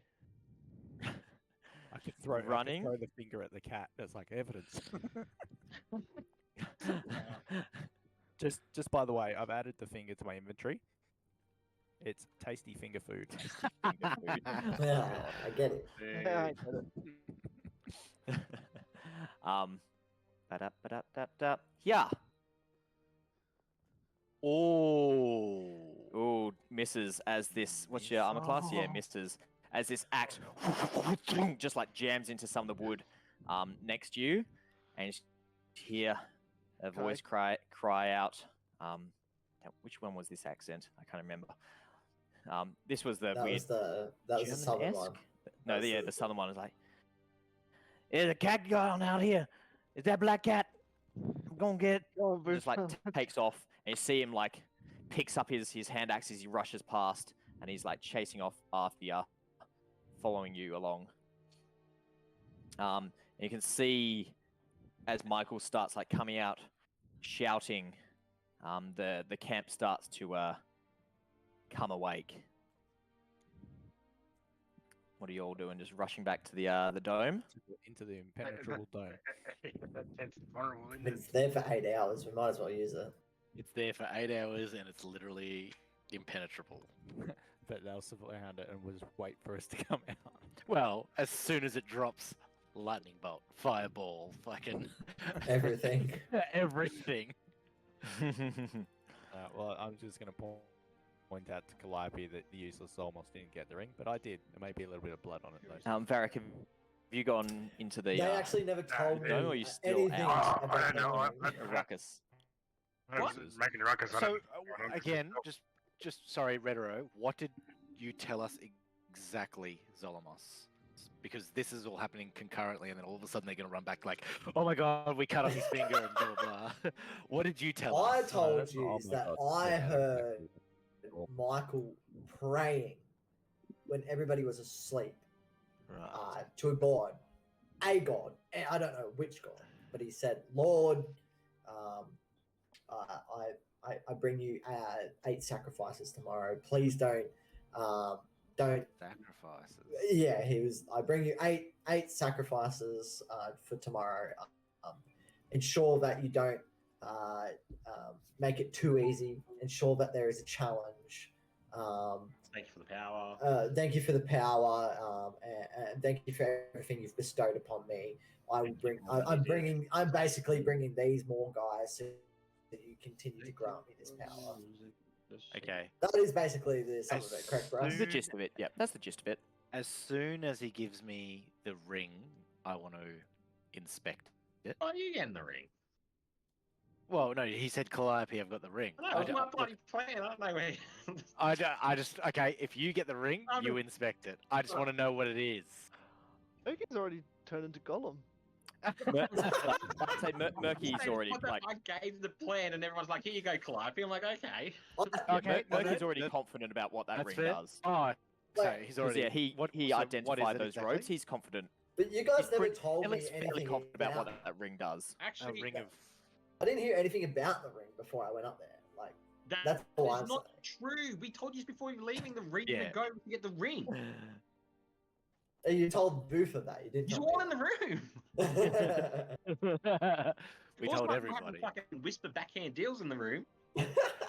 Sounds like Okay. it was. Anyway, so we've got You the didn't ring. trust me. Eyed it. That's one thing I want to bring up actually in regards to the ring. Because it's cut off his finger. Does that sever the connection to the robes, or I guess we wouldn't? Well, we don't know until yet. later. I wouldn't Yeah, say we yeah. would know yet. Yeah. You're not sure, but you do know from identifying that like the bearer of that ring, like has that link, and you're smart enough. You imagine if he is not bearing that ring, he doesn't have that Yeah. link. Okay. At Now least that we're all specifically. inside, I'm are we going to go out guns blazing, or are we going to try and Reckon convince everyone that he's we bad? have I say Phaedra, go Super Saiyan. Let's go. Honestly, I reckon we convince. We have evidence from one person here who has heard him pray to a lord, which would not favor any of these people in this camp to be on his side, if that was the case. Or hopefully. But we also have the ring. So those people in the white robes will surely either be back to a transit mind or Okay. forbidding we do this. We can use the ring to our advantage to Okay. persuade people to believe that they have broken Okay. freedom. So Alright. While this Atticus, discussion is put it on. happening, Oh, yep, go on. because essentially Vharik cut off that ring. Sorry, not Vharik. Vutha cut off that ring and like legged it around the camp through the shadows. So yeah, you don't have long to make this discussion because what you see is the white robe figures gathered protectively around Michael as he's holding onto this bloodied finger. As he comes out looking around in the dim light of a couple of torches, and he sees Vharik smashing his way around here, and he goes, "You two seize him!" And the two guards, one which was chasing after the cat, rush to surround Vharik. You see Tahun though, kind of step in front of one of the guards. The conglomeration of Michael and the robed figures then starts moving towards where you've set up your dome. By the way, Zolmos, you're still invisible. You're talking to us, but you're invisible. Oh, guys, you still I heard this so crazy you news. still have 25 minutes. Okay, guys. put these Now I'm going guys to all in talk their to everyone. beds. So that discussion that happened previous has happened. As soon as I step outside of this, can I cast magic within? You can't cast it through. I can't cast like, a card. so- Yeah, okay. So I Yeah. will, guys. I'm going to step outside. Dome will drop, but I'm going to try and cast Hold Person on Michael and one of the berserkers. And then before he even does that, I just turn and go, "Shut up!" In that case, we're going to Shatter. roll initiative. Oh my god! You can't cast within the dome anyway. Nah, Yeah, can we're in the I? dome. Oh, there you go. I can't cast it then. But I'll say it was a as joke. It was as a- Calliope is stepping out with the dome like scattering like shards of glass that are just going fractal, breaking down to smaller and smaller pieces of glowing energy, as the magic starts to gather around Calliope's hand as she pulls up a book. Like you see her eyes start glowing as these words start coming from her mouth, and we're going to roll initiative as the magic's forming. Oh my god. It's starting to Wait, get a little who's got bit the late Oh. in the evening. Oh yes. But Vutha with the fucking natural 20. Who's got the ring? You do. Me. You do. Oh, okay. I was confused about that point. Just fucking do. put it. Put it Ooh, on that's your a cock and terrible go, initiative for him. Do you really want to touch it, Michael? It's a valid strategy. Oh, terrible initiative. Are you talking about your dick, Brooker? I was talking about Atticus's dick, but yeah, fair enough. Atticus No, doesn't have a dick. no one- It's like a no Mandingo one- log more than anything. God. I don't think you've rolled for it. Yep, everyone roll it. So that dome drops. Where's mine? All right. So we've got Vutha, Atticus, Calliope. You guys are rolling pretty good initiative. They're not. Vharik, Derek, Zolmos. I can't believe Vutha with a Phaedra. natural 20 for a 28. That is fucked That's initiative. Some good initiative. I think that's everyone on there. Sucks because I have to decide what to Doesn't do. Calliope get to go first anyway? No. So this is like triggered by like Calliope like dropping the dome and starting to cast, Oh, but Vutha seeing this happen is like on the draw. So like, I would have stepped Vutha's out. quick. So I think I'll move over here just to. That way the bubble breaks Yep. if I'm out. Yeah. So- Yeah. But yeah, That's that's alright. essentially the trigger that like kicks it off, and then Vutha recognizing it's like, oh, we're going live. Like, is the fastest one to react. So Vutha, you're up first. What would you Well, like to do? I guess I'm gonna try out my new crossbow on that berserker to the left of Vharik. This guy here. Yep. Lovely. Let's send it. Come on, natural 20. That'll have that. That'll have that. Oh. Yep, that definitely hits, and that's an auto crit. So we're doubling all that damage It's an auto crit. Why is that? because he's an assassin, and this dude hasn't taken a turn. Is that right, Troy? You play an assassin. I don't know about that. I'm pretty sure that's how it works, isn't it? Yeah, if he's playing oh, a yes. fast assassin. You know what? Yeah.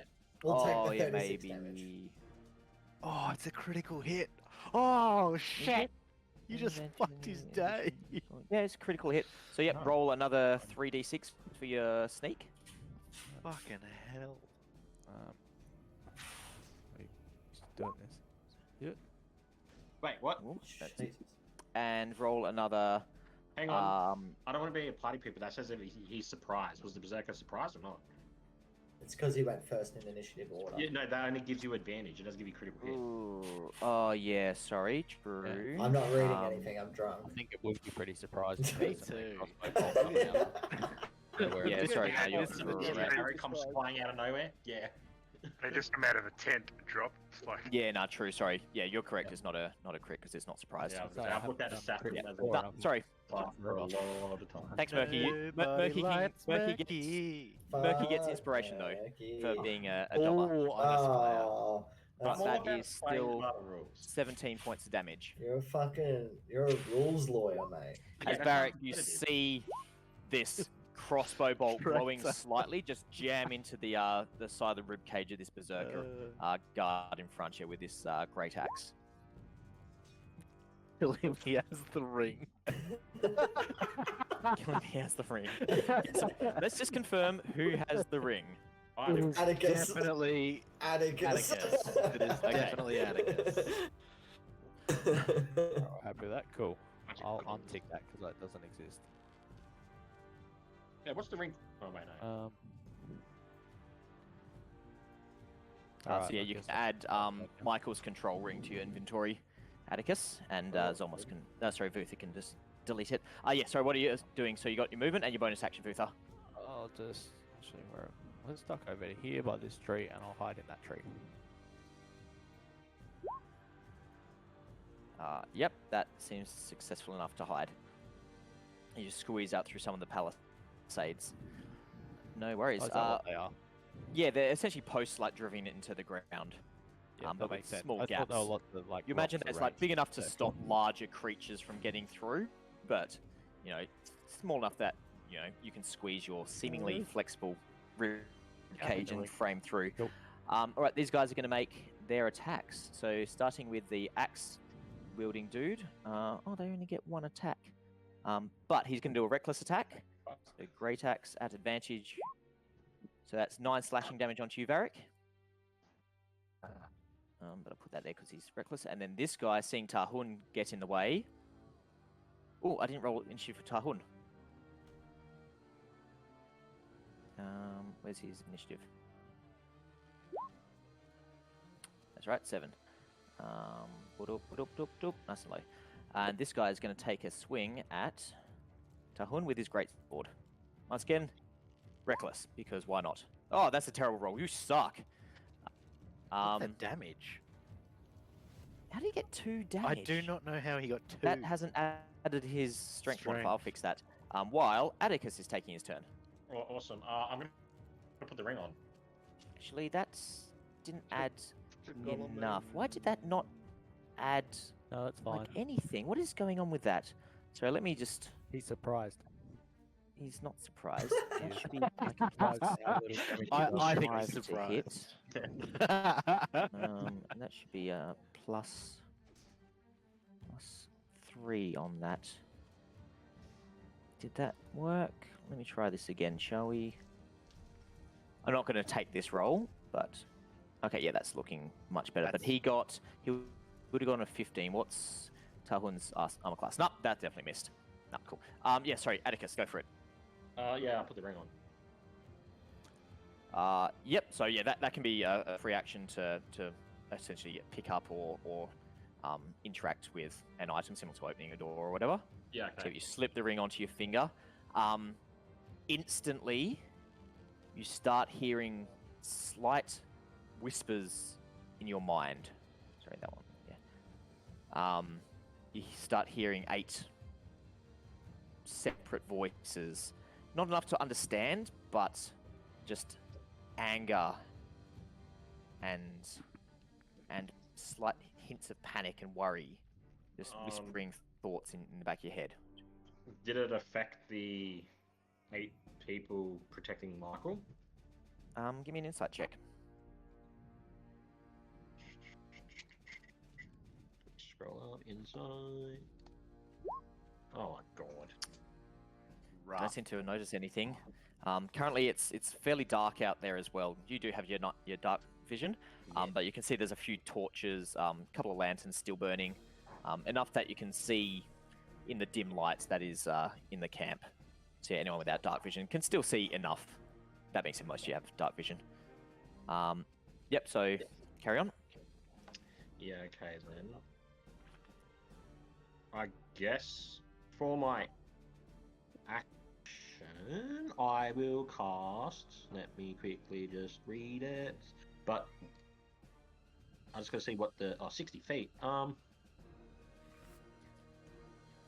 Yeah, I'll cast web on the fucking group of everyone just there. Oh wait, I just tried fucking drag showing. Yeah, like. Where's the square at? It's 60. Hang on, I'll put it in the group. How big's the square? 20 feet cube? Yeah, 20-foot cube. So you can't get that berserker as well as everybody. Oh, no. Do you want to get that whole group around Michael? The KKK with Michael. So 20-foot cube, you can get somewhere around there, or you can move it over one to the left if you like. Move it one to the left because it's good crowd control to stop the berserker from like. No dramas. I think it's at the start of their turn. They have to make each creature that starts its turn must make a dex saving throw or be restrained. Beautiful. So at the start of their turn, this will trigger them. So yeah, at the start of their turn, they'll have to make a dex save or be restrained, and it's I believe it's hard for them to move through. It's double movement from memory. It's like difficult terrain. Yeah, difficult terrain. Yep. Beautiful. Awesome. Yep, so that's going to be my and move. Obscured. And I'm going to move 1, 2, 3, 4, 5. I'll hide behind this log with Calliope. Come on, I want to look up what Lightly Obscured does. Sorry, let me just check thing. Who's up next? Next up, we have Calliope. Calliope is going to cast Hold Person at 3rd level on Michael. I like it. And the Berserker next to Tahun. And Tahun's getting all the protection. Spells. So that'll be a level 3 spell I've just cast. No worries, mark that bad boy off. So who are you putting it on? Michael. Michael and the Berserker closest to him. It is a. I will just put it in so it's easier for everyone to see. Boom. Yep. So we've got a what type? Wisdom saving throw? It's actually 15. I don't know why that said 14. 15. Roger. So first up, Michael. Why is it saying? Ooh, that's a fail. Yes. So he is held. Very He's nice. Held. FYI, everybody. Auto crits if it's a melee. Actually, it's auto crits. And yeah, no, it's not ranged. Wisdom is not their strong suite. 16, the Berserker, He too angry. Yep. Too pissed off. And I will go Paralyzed. 5, 10, 15, 20. What's this to my right? One second, let me just... The log that we talked about earlier. I'll sit here. I'm just... yeah, that's like a large tree stump that's been cut off quite a number of years ago. If everyone knows the spell that I also know, trigonometry. So get ready. Calliope knows trigonometry. Yep. I just put web back in the thing because I noticed it said that the DC was 10, but that was based off of it being still charisma and not constitution. Yep, all good. So yeah, that's my action, my movement, and my bonus action. I'm not going to do anything. And you're currently concentrating still? I am now concentrating on Hold Person. Okay, so Zolmos has turned visible. He is now visible. Right, Zolmos pop into existence. Right in front of you, Phaedra. Vharik, over to you. So these guys have used Reckless Attack, so you will have advantage if you attack him. I'm going to. This guy also has a crossbow bolt sticking out of his ribcage. I'm going if to you- rage. Yeah. Lovely. And this one here. Yep. Uh, Add advantage. Not with your fire, but with rage. Beautiful. Good man. Ooh, that's some good damage. That is 16 points of damage. Nice. and As the you next just slash into this guy, he's swung wide over the top of you as you just like slice into his thigh on the opposite side. Second attack.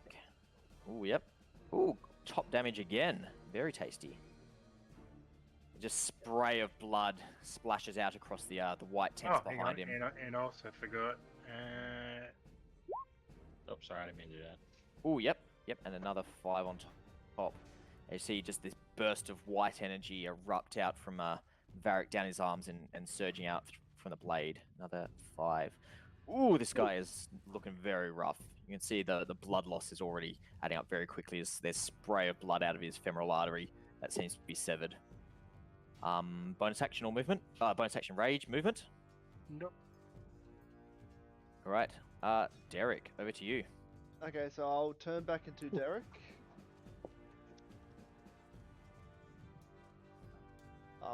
Yep, and do conjure animals. Movie cat. Yeah, I'll do that in a second. So what? That's What- what turn back into what Derek. do I 1 do? second. I'll give you that. So type slant are. Where are we? 61. D61? Yep. So slant roll space D61. One, roll a 1 or a 61. So like this, but without the space. I don't know if you saw that. Should be 27. Here we go. 27. Ooh. Okay. This could be good. This is good. Chickens. 300 100, chickens. 300 chickens. Oh God, what is going on, Sky?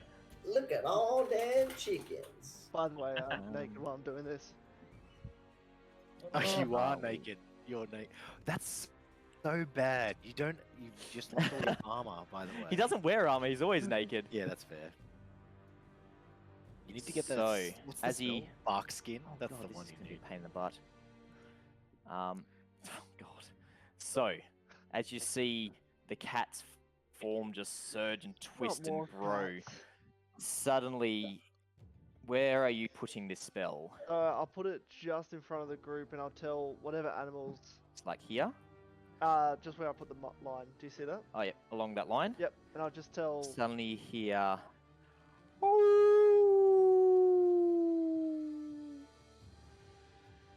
No way. Jesus. Holy shit. Holy shit. 1, 2, 3, 4, 5, 6, 7, 8.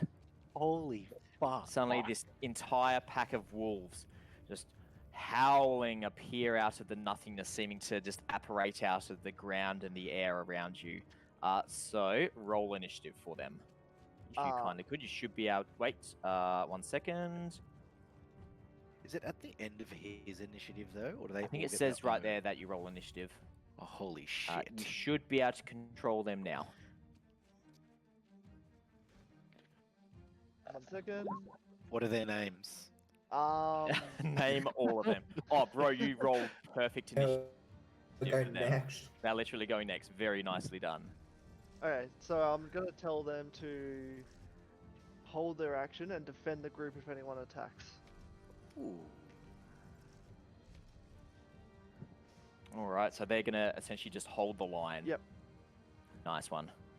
That's Wolfie, Beautiful. Fang. No, I'm not. gonna do Please that. don't. So are you? That's your action. Any bonus action to turn back. Any movement. And is that a concentration spell? Yep, concentration spell. Lovely. Up to 1 hour. Fucking hell. The very nice spell. Dog feeling very insecure now. You see the rat dog, like Real dogs. He's like, just skittering off onto jigger's the up. side. All right, that's the wolves. They are holding their action to hold the line and attack if anyone comes close. All right, so we need to roll a whole bunch of dex saves for these dudes. DC 15. All right, so starting from the top, working its way along, so top, center, so on and so forth. So I'm just gonna roll 8 of them. 1, 2, Oh, get out of 3, it. 4, Get out of it. 5, 6, 7, 8. There's a lot of characters in this battle, so yeah, bear with me for some of it. So, we got a success, a fail, 50%. a success, a fail, a fail, and success. Not too bad.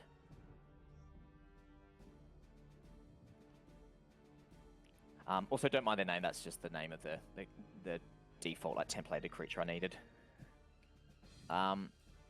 Okay, doke. So that's their start of their turn. They don't take any damage. They're just stuck, aren't they?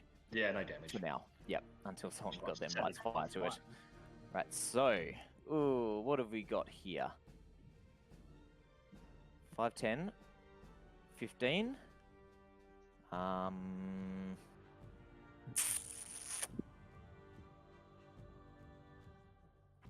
He's going to cast.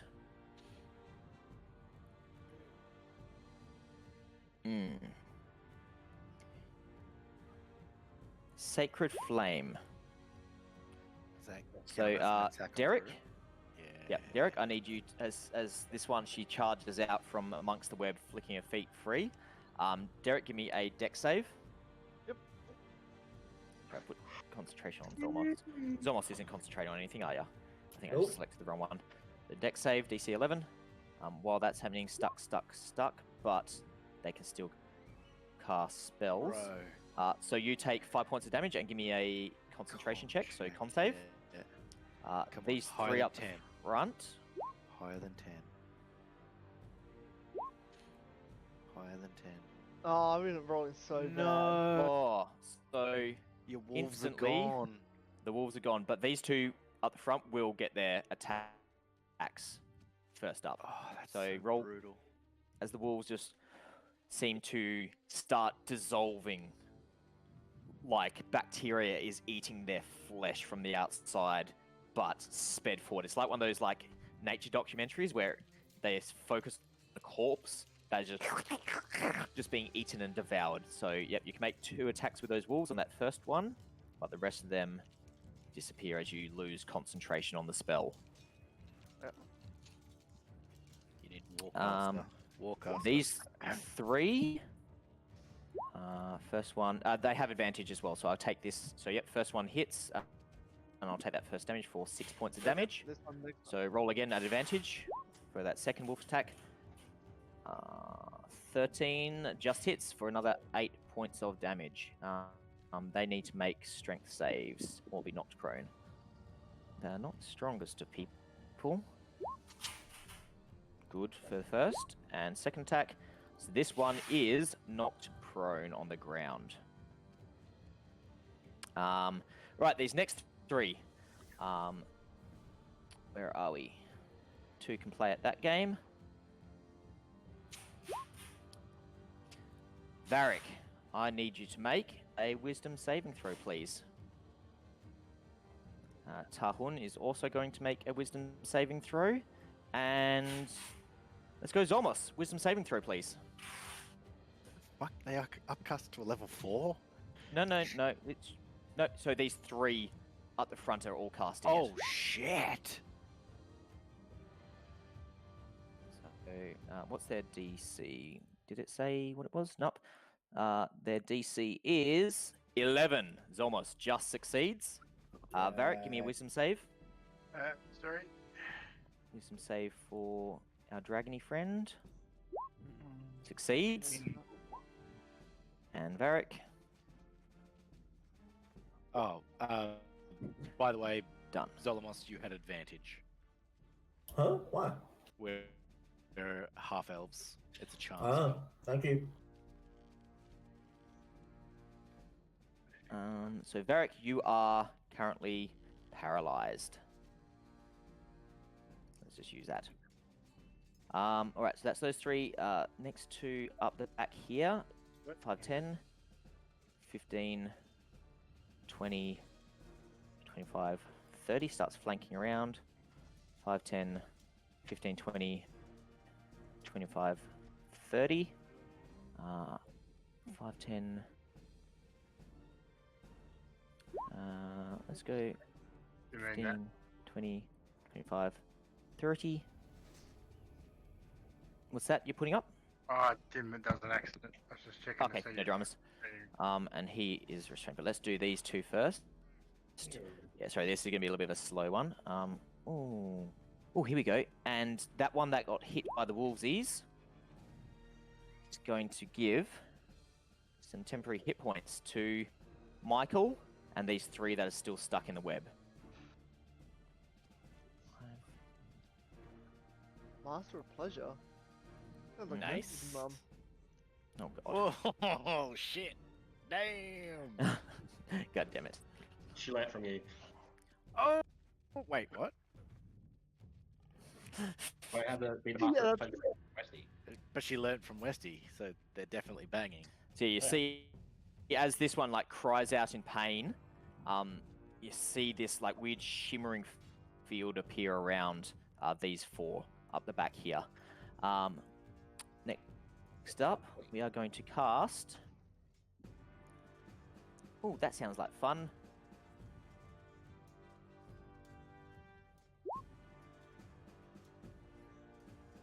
Oh, no. And a second one is going to cast. As you see, well, Vutha is invisible. What artwork do I have? Sorry, I just need a little bit of art here. Oh, yeah, here we go. I'm going to use this from a previous campaign from someone else's spiritual weapon. That's what her spiritual weapon looked like. Book with fangs. A fanged book, a mimic book. So we're just going to use this for now. So 1 there and 1.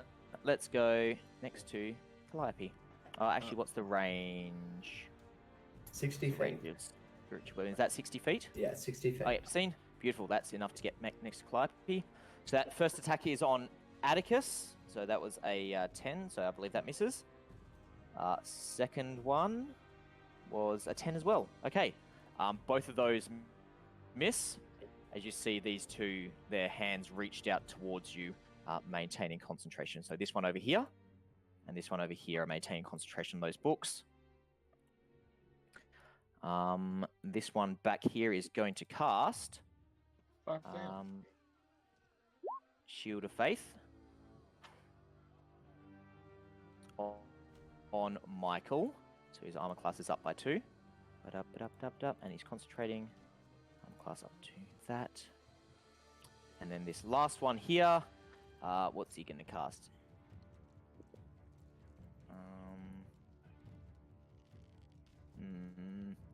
He's used all of his movement. Okay, and those wolves has disappeared now. So he's going to cast... he really wants to lock down Tahun. He's going to try to cast Hold Person on Tahun again. Let's go Wisdom save. And he fails, so he is currently held as well. And we're over to Zolmos. Sweet. Zolmos is going to... Oh no, I didn't mean to do that. Those 3... Shatter at 3rd that level. one failed. Sorry, Which succeeded. really didn't give me much damage. Jesus Christ. So it's 12 points of damage and a con save. Alright, so let's start with Michael. Constitution saving throw. Up. Succeeds, so he takes Half damage. what's that? How much is Not that? 12? much. So 6 points of damage. Wait, did I only do 3d8?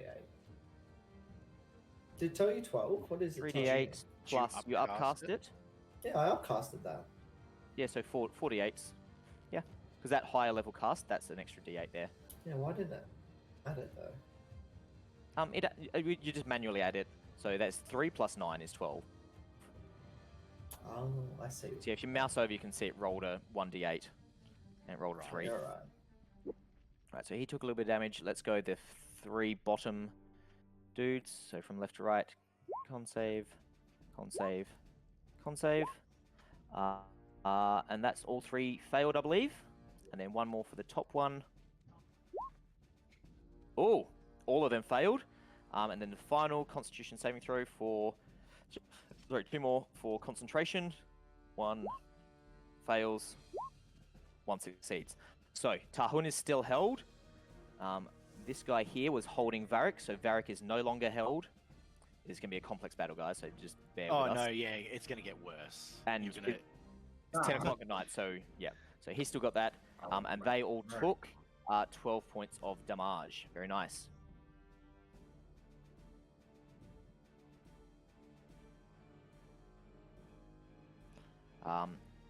Oh, actually, no, they only took... what's 12 minus 5? 7? Yeah. Yep, beautiful. As you see that shimmering field around them, seems to take some of the brunt of that impact. And finally, minus 7. Okay, that's going to be very, very complex to deal with, but that's okay. I need to... Oh god, that's going to be really annoying for me to do that.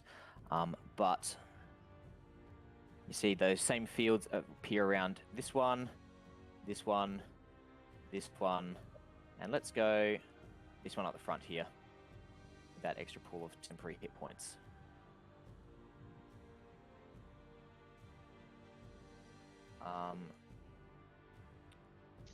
I might, just for simplicity, and it's getting late, pause it there for the evening, because I need to change a few... I know, I'm sorry, but I've realised I need to... Okay, screw it. We'll go for the rest of this round, and we'll call it there for just an evening, because I've realised I need to do some stuff with these tokens to keep track of these temporary hit points. All good. So we'll go through the rest of this round. So Zolmos cast Shatter. Yeah, and then I was just going to... Oh, I don't want that. I want this. What does Shatter do, though? What doesn't it have an ability? No, it's just damage. But if they if they're So inorganic, that it does tree, double like damage. just like see, that tree just like gets shaken to its core. It's a big old tree and it holds. But you hear creaking, cracking branches. Like some of the branches come down on their pile, getting stuck in the webs around them. Oh, would that? I wonder if Shatter would destroy the web. Nah, it's it fire. non-magical? Fire catches fire to it. Yeah, Is we it won't non- say it destroys it. If it's non-magical, it gets destroyed. Yeah. So Zolmos, you run backwards away I'm from gonna them. run back and give Calliope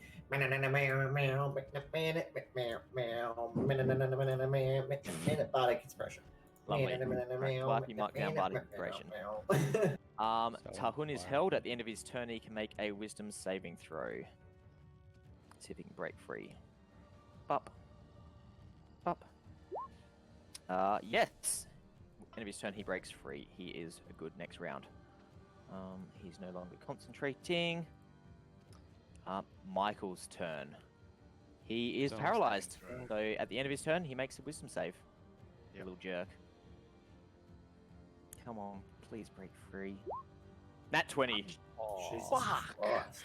You see me just... Very well. This is how it goes. And then he, you see him trying to, shift his feet around. What was the save for the web? That was 15 or 16? 15. Okay, so he's managed to, break his free. He's not restrained in that web. Jesus Christ. Managing to work his feet free from that. But that did waste his entire turn there, unfortunately. Phaedra. I can't hear Phaedra. Nah, Sky's busy doing other bits and pieces. What would Phaedra do in this case here? Does anyone else have control of Phaedra? No one. So what can Phaedra do? I reckon she one-shots Michael. Yeah, I'm pretty sure she's one punch man. Yeah, that's one punch man. Superhero style, up through the air and just Does she have any superhero landing? Does she have any area of effect spells? I know, but Oh, you want arms of? Can she? Yeah, chains of Halem. Yeah. Do you want to do that? I mean, That would be a good spell to hit. I have no I knew what's going on, Oh but no, that's Bryce like, within oh, range. okay. Sorry, I'm talking to Sky at the same time. I know. Or you can hex somebody if you like, or bless. Here we go. All right, this is what she's going to do. She's going to cast hex on Michael. Can I cast that? Is it not working? When's that no work? Work, damn it. Sure, that'll work. And then she's going to fire 2 Eldritch Blasts for your level, I think. Blast. Up and... Oh, nat 20. Oh, boy, oh, boy. Oh, my lord. Not with Blast, you can't. Can you? You can Divine Smite with spells. Can you? What? Is that her ability? No, that should be with melee weapon attacks. Yeah, melee weapon attacks. Oh, okay. You expend the spell slot. I was going to say, that's hectic. But you did get hex on all of these, so it's an extra 3d6 on top of this damage. Let me just check. Make sure there's nothing else that I'm missing on her character. And Michael Nope, got so an one extra shot. 3d6 up. So, where is some damage onto Michael? So that's 17, 18, 19, 20, 21, 22, 23. 29 points of damage. Oof. That's fat. Just you see these 2 bolts of radiant glowing energy just smash in, just tearing their way through these webs that are surrounding Michael. The webs like hanging down off of the tree as these beams of glowing radiant energy erupt out of Phaedra's hands, slamming into Michael. That was very mean.